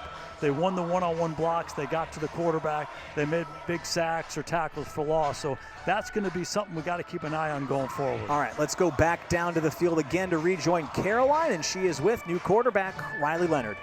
Riley, what are your impressions from your spring in South Bend? It's been amazing. The weather's starting to warm up on us a little bit. It's a little chilly today, but everything's been great. This transition coming from Durham to here has been really easy. Everybody's been super welcoming to me, and this team, man, I love these guys. So it's been a great time so far. You're still recovering from ankle surgery, but you've been taking these mental reps today. What have you learned from that? Yeah, I think it's doing two things. One, it's making me a better player, being able to sit back there and see everything. And two, I want these guys to know how much I care about them and how much I care about getting back and being the best version of myself. So hopefully I'm able to show these guys, I'm doing everything I can. I wish I was able to go out there and play with them, but still putting in all the mental reps. Well, you talk about caring for them, and I saw you talking to CJ Carr for a while at the end of the first half. What were you telling him? Yeah, there was a 2-minute situation, and I was just walking him through what the other team's approach was in that, so it's kind of hard to explain, but there was an incomplete pass, and it probably would have been better off if the quarterback had gotten down or threw an easy completion. That way the clock kept running. But instead, it gave the other team the ball back, and the blue team was able to put forth a drive to go score in 2 minutes. You didn't want to give the opposing team the ball back. So I was just kind of walking him through a 2-minute situation because he hasn't been in many this spring so far. Well, Riley, thanks for stopping by. We appreciate the time. Thank you guys so much. God bless. Tony? All right, thanks, Caroline, and thanks to Riley for the time as the gold team starts with the ball, and Jabron Payne is bottled up for a loss of 1. Let's look back at last year. Riley Leonard, Notre Dame fans got familiar with him because of that big game at Duke, but he's a guy, Coach, that I think has all the tools necessary. He certainly does, and he's a big guy. He's very athletic, and the thing that impresses you is his ability to get out of the pocket and make plays with his feet. They used him a lot on these quarterback design runs down in the low red zone, and he consistently came through for them. He's developing as a pocket passer, learning to progress more, not simply use his feet as a default, and that's the same development and progression that Jaden Daniels had to go through down at LSU. So I think Denbrock has seen this before. He'll bring the best out in Riley Leonard. His numbers were down a little bit last year because of the injury. In 2022, he had 10 touchdowns through the air, 13 on the ground, like you said, Coach. It was only he and Bo Nix that threw for 20 and ran for at least 13. It just tells you how dynamic he is and how dynamic he can be in this Mike Denbrock offense. Well, he's a great athlete, and we talked to him yesterday, and he said when he was coming out of high school, his focus and everyone's focus was on him going big time and playing basketball.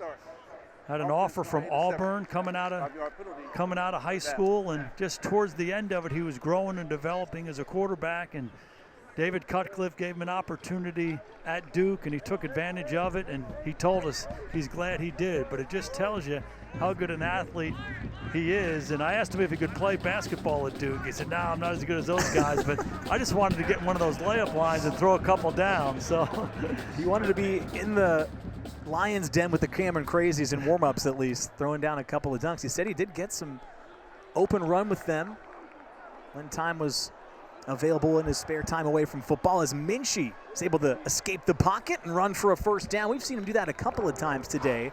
Kenny Minchey has really shown off his legs. It's not only his athleticism, but just his strength as he's going through his progression here. Pressure off the left-hand side. Jagasaw gets beat again, but he's not going to go down by just grabbing his jersey. He pulls out of the tackle and makes a big run for a first down.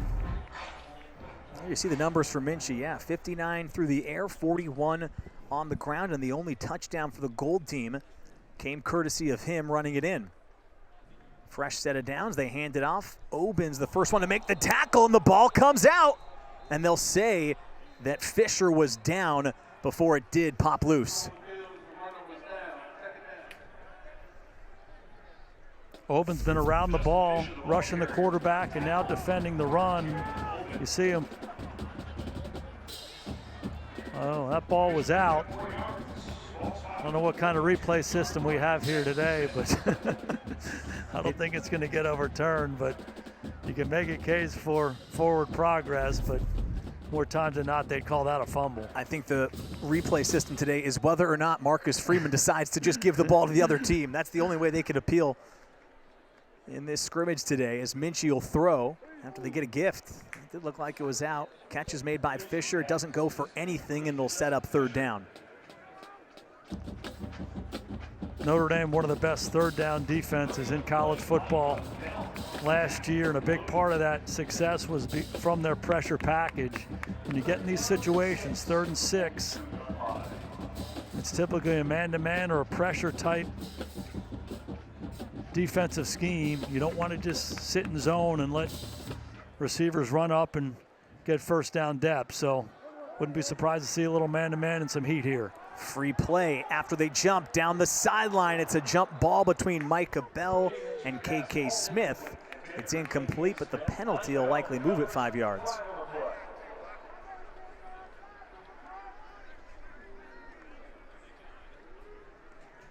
Outside. Defense, number 45. 5-yard penalty, 3rd down. Good use of the hard count there. That'll move them up. And for more on the defense, let's check back in with Caroline. Well, Tony, we've talked about Drake Bowen so far today, and over the last year, he's focused on gaining weight and adding muscle. He told me this week he wants to carry enough weight to face offensive linemen, but retain the speed to keep pace with a running back. In fact, his favorite person to face in practice is running back Jeremiah Love, who he said is difficult but fun to defend. Bowen told me one of the biggest areas of focus has been learning how his position fits with others on the field. He credited J.D. Bertrand and current teammate Jack Kaiser with helping him learn the playbook that way, which he said has allowed him to play faster this spring. Thanks, Caroline. He was the 2021 and 2022 Indiana Gatorade Player of the Year. Tells you a lot about his consistency in high school. That is somebody that I think is going to slot in just fine in that linebacker core when they get into the fall. And the guy's playing college baseball too, Tony. That's, you know, we talked about Riley Leonard's athleticism to be potentially a college basketball player. You got to be a heck of an athlete to do both at this level. Fresh set of downs. Payne runs. He stopped after a few yards. The ball is out again, and this is going to be ruled a fumble. And the blue team's got the football. Another takeaway for the blue team. Ball's been on the turf a couple of times, and this time the blue team comes up with it. Payne, typically a reliable ball carrier here, but there's no doubt this blue team is trying to punch this thing out.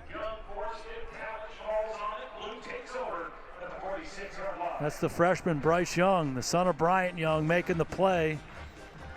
It's a similar tackle to Oben. They get him initially, they reach that hand in there and knock that ball out. No replays here today. It's the Blues football. Bryce Young, they're excited about him. Freshman from Charlotte, North Carolina. You see the measurables on him there.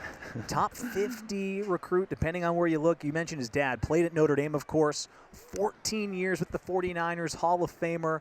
I'm sure you got familiar with him with your time in the NFL. He was unbelievable to watch. Bryant Young was one of the best players we ever went against. 14 years, down after down, game after game. That guy showed up, and I believe in genetics, and his son Bryce has got it. 6'7", and he's still growing. He's going to be a force here at Notre Dame for a long time. Think about the sons of former NFL greats. You got Young, we already mentioned Urlacher, Oben, Jordan Clark, the son of Ryan Clark, comes over as a grad transfer from Arizona State. Tells you something about what these former NFLers want to send their kids to go play for Marcus Freeman and his staff. They understand what to value. They understand that you can play big-time football at Notre Dame like nowhere else, and you get a big-time education. And as they say, it's a 4-year decision, but it's really a 40-year decision. And they want to give their kids the best chance. And great job by Marcus Freeman and his staff recruiting these guys. And each of those guys, they're really good players, and they're going to contribute to the success of this team this fall. Got to mention this. Kahanu Kia just made that last tackle. They've got him with 10 tackles already on the game. Really making an impact. Here's the sophomore linebacker as that snap gets away. Angeli picks it up. Then he takes a shot as he throws it out of bounds. Jordan Botello was in quickly to pressure Angeli after the errant snap.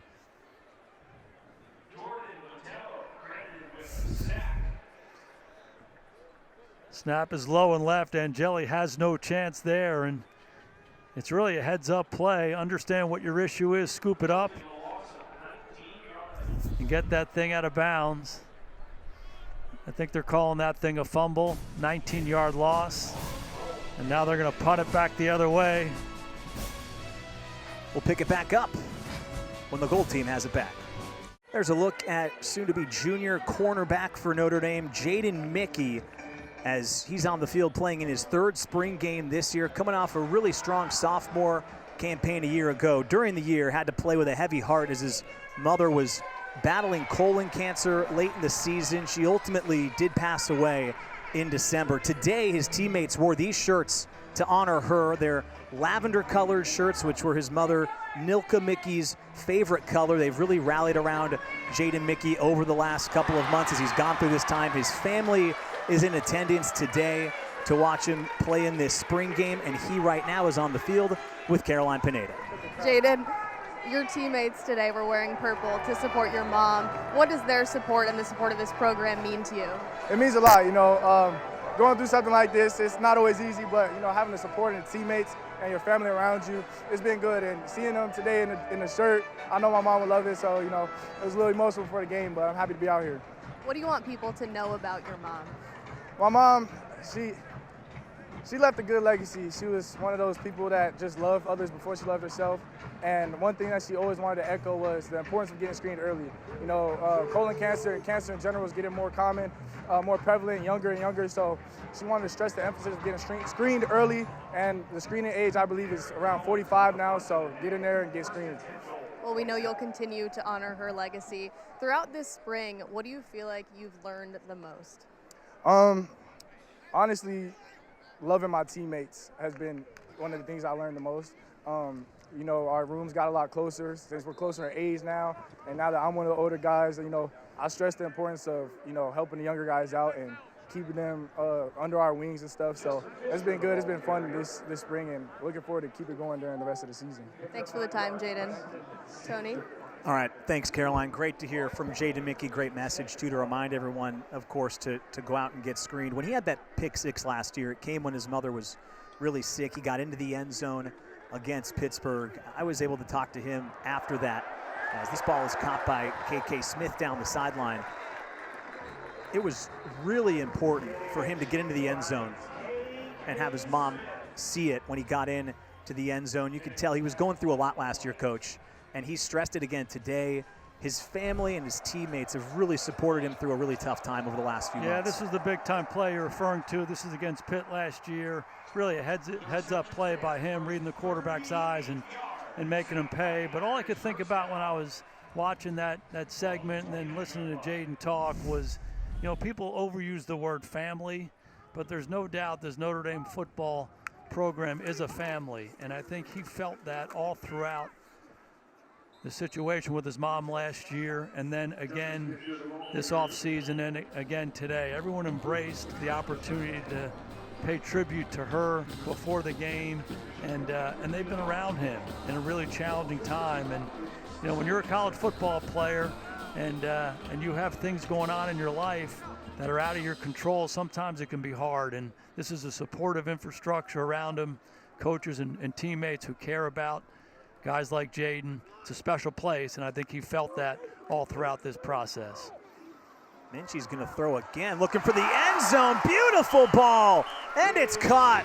Micah Gilbert is into the end zone to tie the game. What a great sequence here for Kenny Minchey. Makes the big throw down the sidelines to KK Smith, and this is Gilbert. It's a double move, and it's an excellent throw. Kenny Minchey settling in the pocket, throwing the ball on time and accurately over the outside shoulder of Gilbert. And Gilbert matured beyond his years, again an early enrollee, and he's one of those guys they can't stop talking about. He's 6'2", he's over 200 pounds. He's a big target, he's a mature player, showing up big here for the Gold team. Extra point makes it official, 14 apiece. I don't know what you're seeing, Coach. You tell me if I'm wrong. It seems like drive by drive, Kenny Minchey's getting more and more comfortable in his role as the Gold team quarterback. We're seeing some, I think, real-time adjustments on his part. No doubt, and loved hearing from Denbrock at halftime where he said, hey, there's a lot of good stuff happening out here. There's some issues that we got to get cleaned up. The issues for Minchey are putting the ball in harm's way a couple times, but you can see his ability to run the football extend plays with his feet, and then he's showing you on this last drive that he can stand in the pocket, read a defense, and deliver strikes down the field. The throw to K.K. Smith, and then you come back to Gilbert. That was big time for Kenny Minchey. 4 plays, 72 yards. Minchey now is 12 for 19 for $123. He did throw the pick, but now he's on the board with a touchdown to tie the game to Micah Gilbert, one of the young freshman receivers they're excited about, as Angeli comes back out for the blue team, connects with Love, and he's taken down right away. Receivers an area on offense that there's going to be a ton of attention paid to this year. Look what's gone, and look what they have to replace, but they're excited about what they've brought in both through the portal and, of course, in the recruiting process. Well, Notre Dame has been successful on offense the last few years. They've scored a lot of points, but it's been about their offensive line, their running game, their tight ends. Receivers have not been a big part of it. And then to lose 3 of their receivers from last year, Flores, Merriweather, and Chris Tyree, there's going to be a big turnover here. Jaden Greathouse got off to a fantastic start last year, dealt with some injuries throughout the year, but there's a new influx of receivers coming in from the transfer portal and from out of high school. Gilbert, Cam Williams are the young guys, and you add that to the more veteran guys, the graduates who are coming over. It's going to be a completely revamped receiving corps, and everybody here at Notre Dame is pretty excited about it. Jeremiah Love breaks a tackle. He's across the 40, still running out towards midfield, refusing to go down before he's finally dragged to the turf at the gold 44. It's a 32-yard pickup. Jeremiah Love is electric. We've seen him run the ball inside. We've seen him bounce it outside, but his ability to as a receiver is impressive, maybe more than anything because of the run after catch. You see the lateral quickness. You see the strength at the end of the down. He's a young player, but he's showing his versatility. He's got a lot of juice.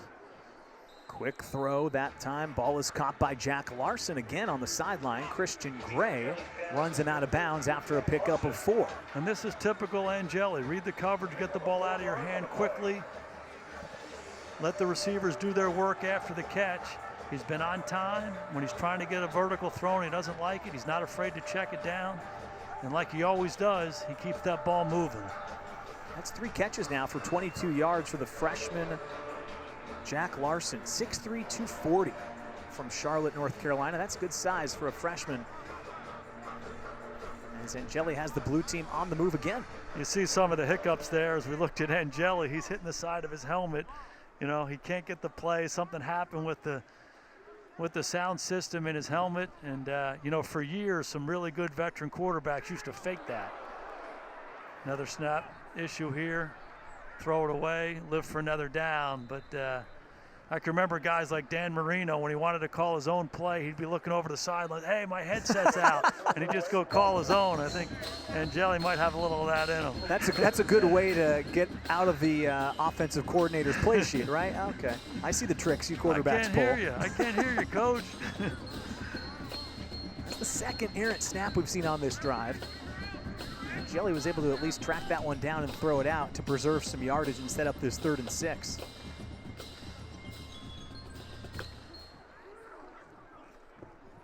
Looking for Greathouse. Oh, and it's through his hands. Devin Ford converted running back to now defensive back, was in coverage. That's a ball that we usually see Greathouse bring in. Yeah, love the call, love the throw. We just don't like the finish by Greathouse. And what's impressive about Jaden Greathouse is his size. He's a big guy who can play inside. He's an excellent route runner and typically sure-handed. Not there. And 4th and 6 situation. They're going to leave Angeli and this offense out there, see if they can keep this drive alive. So 4th down and 6. They put Larson in motion. As Angeli looks to throw. Pressure coming, gets it out. It's caught by Greathouse this time. Breaks a couple tackles and moves the sticks inside the 30. I hate to compare players, but we had a guy in Dallas named Miles Austin, who was a big physical receiver who could play outside, but he was really a mismatched player when he played in the slot. And Jaden Greathouse has some of those same traits. He's big and strong. He's got quickness and speed. He's just such a big target. We got a good look at it there, converting that 1st down.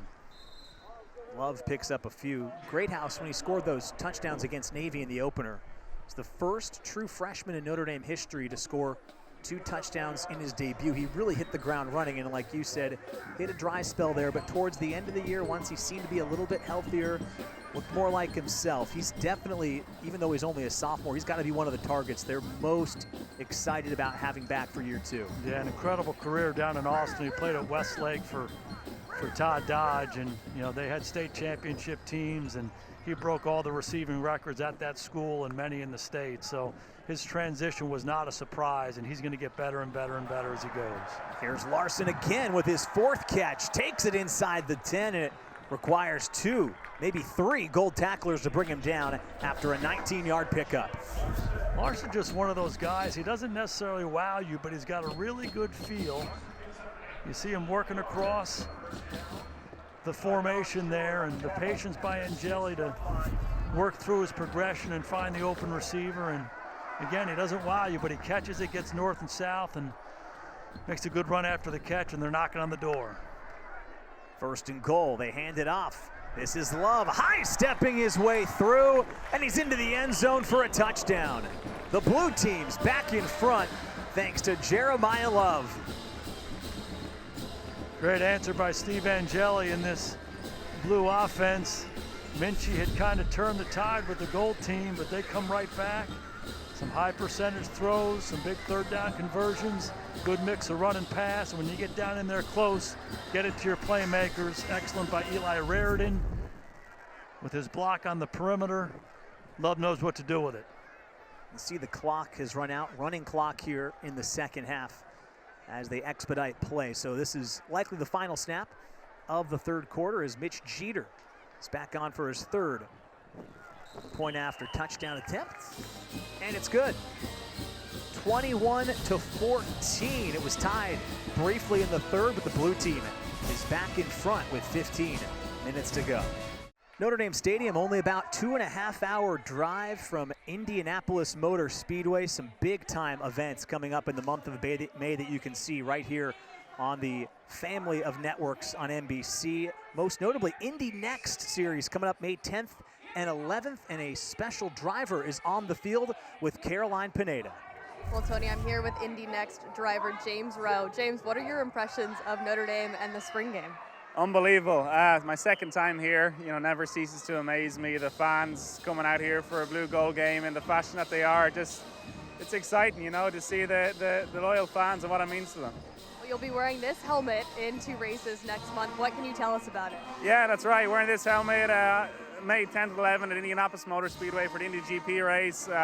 It's an honor to be wearing a gold helmet in Indianapolis. Irish driver on the IndyCar scene, tying it with Notre Dame, tying the 2 fan bases together. I guess it's what it's all about, and thankfully all the races are live on Peacock. Well, it's perfect. Thanks for your time. We appreciate it. Tony? All right, thanks, Caroline. You heard him too there. Great promoing himself. He'll be on Peacock in the coming weeks. James Rowe Jr., I had a chance to talk to him about a month ago. Great guy. Rare you see someone from Ireland in that motorsport that he races in, and should be fun to see the gold helmet on the track as well. Yeah, how sweet is that helmet? Ooh. It's incredible. One-of-a-kind collaboration between him and the university is CJ Carr. Number 87, after distance to the goal, 1st down. They got Carr back on the field. He's eligible to play for both units, we should have mentioned. So took some snaps with the blue team. Now he's going to get some gold team reps, and pretty important drive with them trailing by a score. Tough penalty there on Cooper Flanagan, offensive pass interference. So Carr gets the opportunity, but he's backed up immediately. It's 2nd and 20. Big thing for him here is to try to manage this situation, get half of it back here, and try to create a 3rd manageable. See where Carr goes on 2nd down. He's flushed, rolling through his own end zone, preserving the play. Now he's going to step out of bounds, and we'll set up 3rd and long. We've talked a lot about a host of receivers incoming and transfers. One guy we haven't mentioned, Coach, is Jordan Faison. He's finally on the sideline. He was playing a lacrosse game earlier today, but this guy towards the end of the year last season, he started to look like maybe their most dynamic receiving weapon, whether it's on the outside or the inside of the formation. It's a great story. Jordan Faison was working with the team, but he was a lacrosse player, and they didn't want to burn a scholarship, and they had some injuries, and they gave him a chance. And talk about a guy who took advantage of it. That was his first catch against Louisville, working in the slot. And typically when you have a guy of his stature, he's a slot receiver, you say, hey, he's running all the short stuff. He made so many plays down the field, as well as a lot of those high percentage throws, and he's a fantastic athlete. 14 goals in lacrosse coming in today. I think he had another one this morning, and he is a big-time athlete who's got a really good feel for playing. And the quarterbacks love throwing it to him, and you talk about a revamped receiver room, he's going to be a big part of it. See him on the sideline there. Yeah, the lacrosse team beat North Carolina today, 14-6.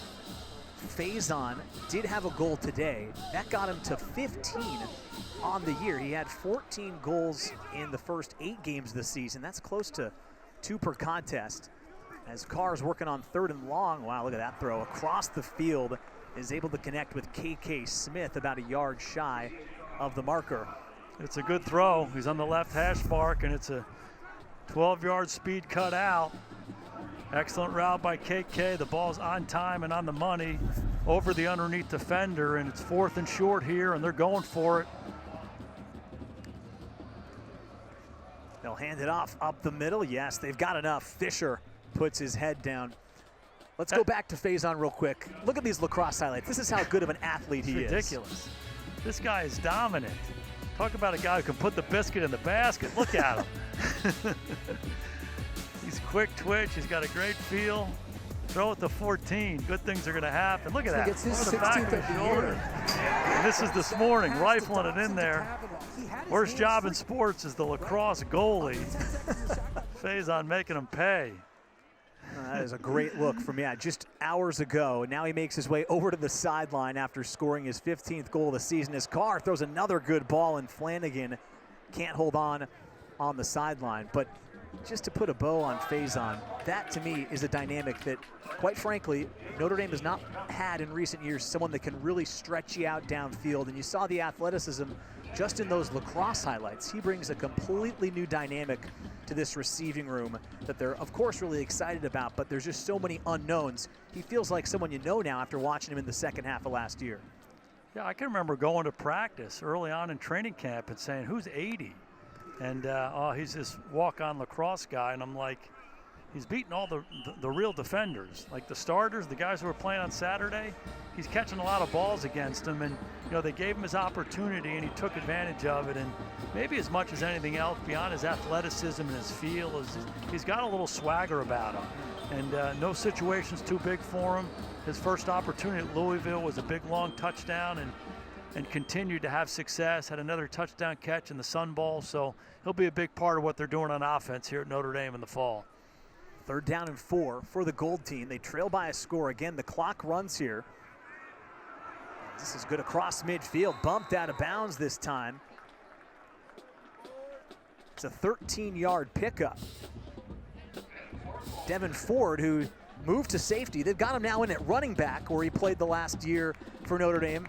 You can tell the Gold team, they're not holding back now. They need to find a way to get in the end zone here in the final quarter. Playing both ways. Clock's ticking. Carr's got him on the move. Wants to throw, and he's going to go down. Penalty marker comes in at the end of the play. That was Sean Sevillano Jr. 2nd down. 6'1", 333-pound freshman, coach, and he really is a load they're excited about up front. Again, another one of these early enrollees. He's 333 pounds. He's showing some quickness. He throws Otting away and comes right down the pipe, and CJ Carr has no chance. And you picture a guy like that as being a stout run defender, but showing some athleticism there. And again, just an incoming freshman, an early enrollee. He's going to play some snaps in the fall. A couple guys now today up front that have really flashed. Think about Oben, Young, now Sevillano.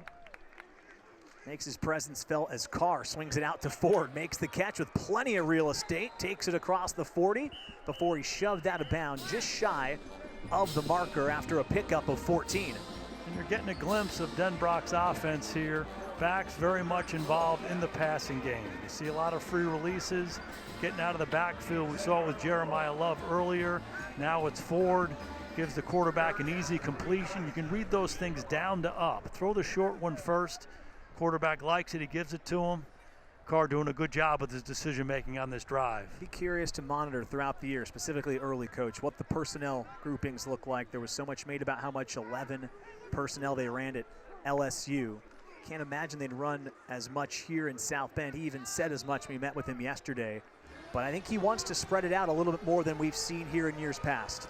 No doubt, 11 personnel, meaning 3 wide receivers, 1 tight end, and 1 back. And Denbrock used it over 90% of the time at LSU, and he felt like that kind of fit their personnel down there. Notre Dame less than half the times. Notre Dame more of a tight end-oriented offense the last few years. So, you know, Denbrock told us he might see the personnel usage maybe similar to what he did at Cincinnati. Maybe it's 65%, 11 personnel with the 3 wide receivers, and 35%, 12 personnel with the 2 wide receivers and 2 tight ends. But again, it's an evaluation of your team. Who are your best players? Let's get them out there the most. I thought the most interesting quote he had was, when you get around Alabama and Georgia, you aren't going to just push them around. He says they want to maintain that identity, but he's effectively, the way I read it was, it'd be naive to think you're just going to line up jumbo formation and push some of the best teams in the country around. They have to be more multifaceted going forward. No doubt. The best offenses attack different ways. They use different personnel groups, different formations. They can run it, they can throw it, they can hand it to different guys and throw it to different guys. And Denbrock's been around long enough, so he's going to try to be multiple here with the Irish in the fall. Carr taking another shot for Smith, and once again he's matched up with Bell, and it's incomplete. What I love about C.J. Carr is he sees matchups and opportunities to throw the ball down the field. Made a lot of good decisions underneath, but when he sees this one-on-one, boom, there's no doubt what he wants to do with it. He beats the pressure, throws the ball over the outside shoulder. KK couldn't finish it. Near hash to far sideline throw. A lot's made of it at the college level, Coach. It has not looked like an issue today for C.J. Carr. If he needs to go that direction, it doesn't look like he has any trouble with it. Got plenty of arm. 2nd and 10 for Carr this time. Checks down. He's able to complete to Gilbert. He's got a few. They'll give him 4, and it sets up another 3rd down in what's appearing to be a pretty pivotal drive for the Gold team. No doubt, and we touched on it earlier that you can't recreate these things in practice.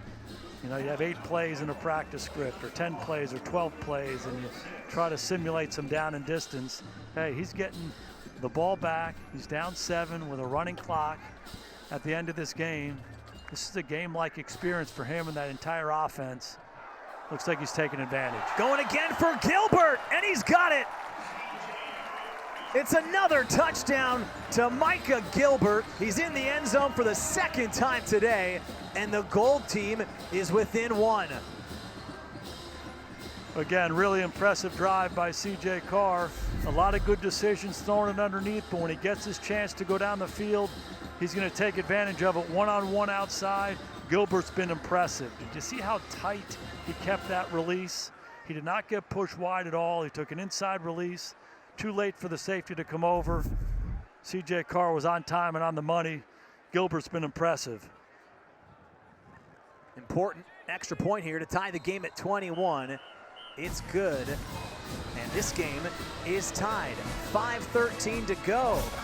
Couple of young guns, Carr and Gilbert, have evened it up. Another close spring game here in South Bend, tied at 21 with a little bit more than 5 minutes to go. And got a special guest joining us on the field, Notre Dame tight end Mitchell Evans. Thanks for joining us. Let's get first things first. We know you're coming back from that knee injury. How's recovery going? How's that process been for you? It's been good. I feel good for where I'm at. About 5.5 months. We got the best strength coaches, and I feel really good for where I'm at. You know, Mitch, I also wanted to ask what you've seen from the tight ends today. Jack Larson's really impressed me at times. Who stood out to you on the tight end room so far in this game today? This game, I think you can see, like you said yourself, Jack. Jack kind of stepped up. He's had a handful of catches. I think he's about 40 yards right now. You see him all line up all over the field. And especially with going to 12 personnel, you've seen them line up and get down in the trenches. So that's been good to see. And Coop stepped up. He's had to play a big role this spring with me, Kev, and Eli for the first half of spring be down. So it's been good to see both of them kind of get out here and get live. Hey, Mitch, one of my favorite stories about you is Tommy Reese coming to you a couple of years ago saying, hey, I want to put this play in. We'll call it Mitchell Palooza, where we're going to have you motion across and then get under center and take a snap. And okay, here we go. Sorry, touchdown, sorry. Chris Mitchell all the way for a touchdown. Mitch Evans, you're on the board. Yeah, I was right there. Yeah, it was awesome. Chris Mitchell got loose. I'm not much of a sideline reporter, but that was pretty cool to see it. Hey, as soon as we start talking to Mitchell, the blue team lights up and gets after it. That's good stuff right there. Mitch, how fast is Chris? That's what everyone's talked about in the spring. He flew by me. It's like one of those, being like an Indy car. You hear the Indy car flying by. That's what he sounded like. Did you meet the IndyCar driver that was on the field earlier? I did not get a chance to see him, but I'm sure I'm going to see him after this game. You should go ask him and see if he's faster or if Chris can move as fast as his car does down at Indy. Yeah, that might be a fair race. I don't know. Let's keep an eye on this extra point here. Important one from Mitch Jeter, and it's good. Really good route by Chris Mitchell. As fast as he is, the reason he won is because of his patience on the first part of the double move. And hard for those corners not to bite on that. Ran right past him. And ever since we started talking to Mitch, the whole thing changed for the blue team. It's been impressive. But I want to get back to the story. Reese comes to you and says, hey, we want to do this tush-push quarterback sneak. You played quarterback in high school and the whole deal. And you said, all right, I'm in. And then they found out later you were a shotgun quarterback. You'd never taken a snap. Is that true? That is true. I played 3 years of quarterback in high school, and I did not take a single snap under center. So, yeah, he was kind of shocked when he found that out. Yeah, it's good stuff. Is the ankle going to be healthy enough to get the Mitch Palooza play back in the offense? Oh, 100%. I think by the time season rolls around, I'll be 100%. And anything could be possible with how Coach Denbrock wants to call the offense. So I think that would definitely be a viable play. Mitch, let me ask you about the guys up front. You of course, are a tight end, but I'm sure you see the development of the offensive line as well. Huge holes to fill. Joe Alt, Blake Fisher gone. What have you seen from that group here throughout the spring that encourages you going into the fall? Yeah, obviously those are some pretty big shoes to fill with, Joe Alt even and Blake Fisher. But I think some of the guys stepped up, and obviously we're returning a lot of guys in the core of the offensive line. And I think they've grown this spring just as much as the guys outside. But Jagasaw and Emil Wagner and Sully Absher, all these guys kind of stepped up to replace those guys, and I'm really excited to see how this goes out in the fall. Hey, Mitch, how about your role as a leader? Harder when you're banged up a little bit, but you're one of the guys that a lot of the younger players are looking up to. How are you trying to impact them? Yeah, obviously, it's kind of hard being a leader when you're not really on the field, making some of these plays too alongside them. So that's why I'm trying to be more vocal as much as I can, try to help coach these younger guys up. Like, I feel like I've been trying to help Coop kind of take the next step into the pass game this spring, and he's done a really good job. We've been kind of communicating how to get better and stuff, and he's really kind of taken that on. And for myself, I've been trying to be more of just, instead of just helping the tight ends, kind of exploring out through the whole offense and just teaching some of these young guys how to create separation or even just how to pass block in the field. So, yeah, I think I've been trying to explore and be more of a vocal leader without being able to make plays on the field. Mitch, really appreciate the time. Good luck with the rest of the recovery. Looking forward to seeing you back on the field soon. I appreciate it. It's good talking to you guys. Thanks, Mitch. See you, bud. Bye. All right, there is truly one of their leaders for this football team. Great to talk with him, and he was the lucky charm coach the second he straps on the headset. Blue team's into the end zone, and it now sets up some real intrigue for the gold here. Once again, one of those situations you can't simulate unless you're in this spring game. 2 minutes to go. CJ Carr and the gold team with a chance to drive for what I'd assume, Coach, is going to be a chance to win. I can't imagine they'll kick the extra point if they get in. No doubt. Time and time again in this game, we've seen these young quarterbacks have opportunities to play out in situational football, and none better than this one. So many games get decided by the 2-minute drill, both on offense and on defense. Carr gets a chance here. He's been really impressive throughout this game. His decision-making has been excellent. He's made a lot of little plays. He's made a lot of big plays. Here's a great opportunity to see if he can drive the field and go tie this thing up or even get a score late. 2 minutes to go. Again, each team is going to have a timeout here in the half. And, for him in this situation, it's all about just executing ball plays, not getting too greedy. Just keep the pressure on the defense. In these situations, you want them on their heels. You want them getting tired. You don't want them pinning their ears back because you've thrown another incompletion and you're behind the sticks. So just constant pressure on them. Use your backs, use your tight end. Don't be afraid to throw the ball underneath. Don't be afraid to use your legs. You're in great field position right now. Time should not be a factor. We talked to Steve Angeli coming into this game, and he really did stress the impact of his game-winning drive 2 years ago. Can really help the development of a young player. Let's see what CJ Carr does with this opportunity. High throw for Gilbert. Almost brought it in with one hand, and it's incomplete. It's a dangerous throw. There was a rolled corner outside of him who was coming back in and trying to make a play, and CJ was high and wide with the throw. You got to keep that ball on the cylinder, the receiver, to give him a chance to catch it and go upfield. So again, you're in this situation. It's second down. These are all 4-down territory, obviously, when you're down a touchdown. See if you can find a completion and get this drive started. 2nd and 10 for Carr. Fake the handoff, and he's taken down. In the backfield, it's Bubakar Traore with the sack. In all the big moments, this defensive line for the blue team continues to show up. This time it's Traore. It was R.J. Oben earlier. We've seen Bryce Young show up. Now CJ finds himself behind the sticks. It's 3rd and 14. Understand you got 2 downs to make it. Try to cut it in half on the 3rd down and then go make it on 4th down. I would anticipate some zone from this blue defense, forcing an underneath throw. And clock really not an issue yet. 1:49, plenty of time to use the whole field. Let's see what they dial up here. You know, the bragging rights are still very much in the balance between Al Washington, the blue head coach, and Dylan McCullough, the head coach of the gold team. This is the rubber game of the match. They're 1-1 against each other.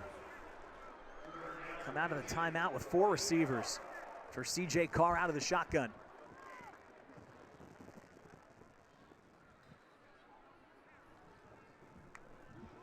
Pressure off the edge. Carr gets it out quick. It's caught along the far sideline. That's Henry Garrity, son of former NBA great Pat Garrity. He makes a big-time catch, sets up 4th and manageable here. They'll call it 4th and 3 after a pickup of 11. Great decision by CJ getting the ball out of his hands to beat the pressure. Take a breath here. Going to be man-to-man coverage across the board. Gets it out, and it's incomplete. Broken up, Micah Bell in coverage against KK Smith. And that should be enough for the blue team.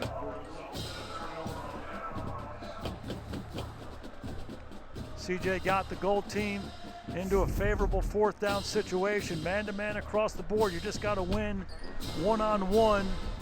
He delivers a strike. Ball gets through KK's hands. He can't make the contested catch. And the blue team's off the field.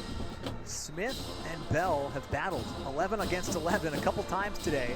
Smith has the 3 catches for 54 yards, but I think Bell has looked really good in coverage as well, and he comes up with his biggest stop on that play.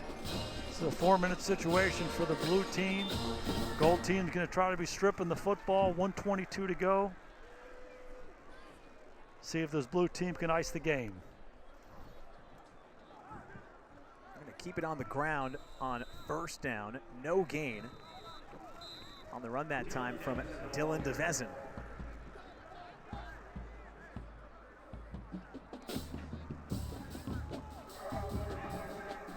So they call their 2nd timeout. You take another one and you stop them again. You might have a few seconds left if you can't get the stop. Let's look at the quarterbacks today, Coach. I think if you're evaluating this Notre Dame quarterback room, you have to be really pleased with the way all 3 of them performed today. Really, really impressed with all of them. Love their poise.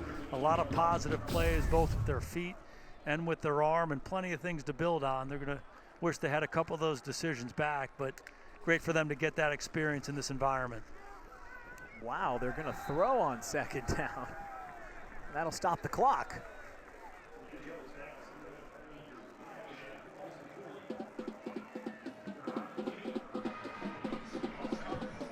we go, 3rd and 9. If you're the blue team, obviously you're trying to make a first down here, but you got to be ready for pressure here from the goal team. You got to make sure you have a quick answer or you're blocked up to give your receivers a chance. See what they dial up on 3rd and long. This time they do keep it on the ground. Again, it's DeVezin. He's brought down. They can use their final timeout with 49 seconds, and with the automatic punt rule, we assume that the blue team would punt, and the goal team could get the ball back here. Interesting sequence there to throw it on 2nd down. You get the incompletion, and the clock stops. You come back to run it on 3rd down, and it's going to give C.J. Carr one more opportunity to come down in the 2-minute situation. And they've reset the clock as well. 1 minute and 3 has gone on the clock. I think the blue offense is staying on the field here. They want to try to ice it away right now. I'm not sure we'd see this call in a regular season game. Marcus kind of stepped in and said, you're going for it. First down probably wins it for blue. Oh, false start. False start. Offense, number 73. 5-yard penalty. Decline. You're going for it. Decline. Go for it. That's all I need to know.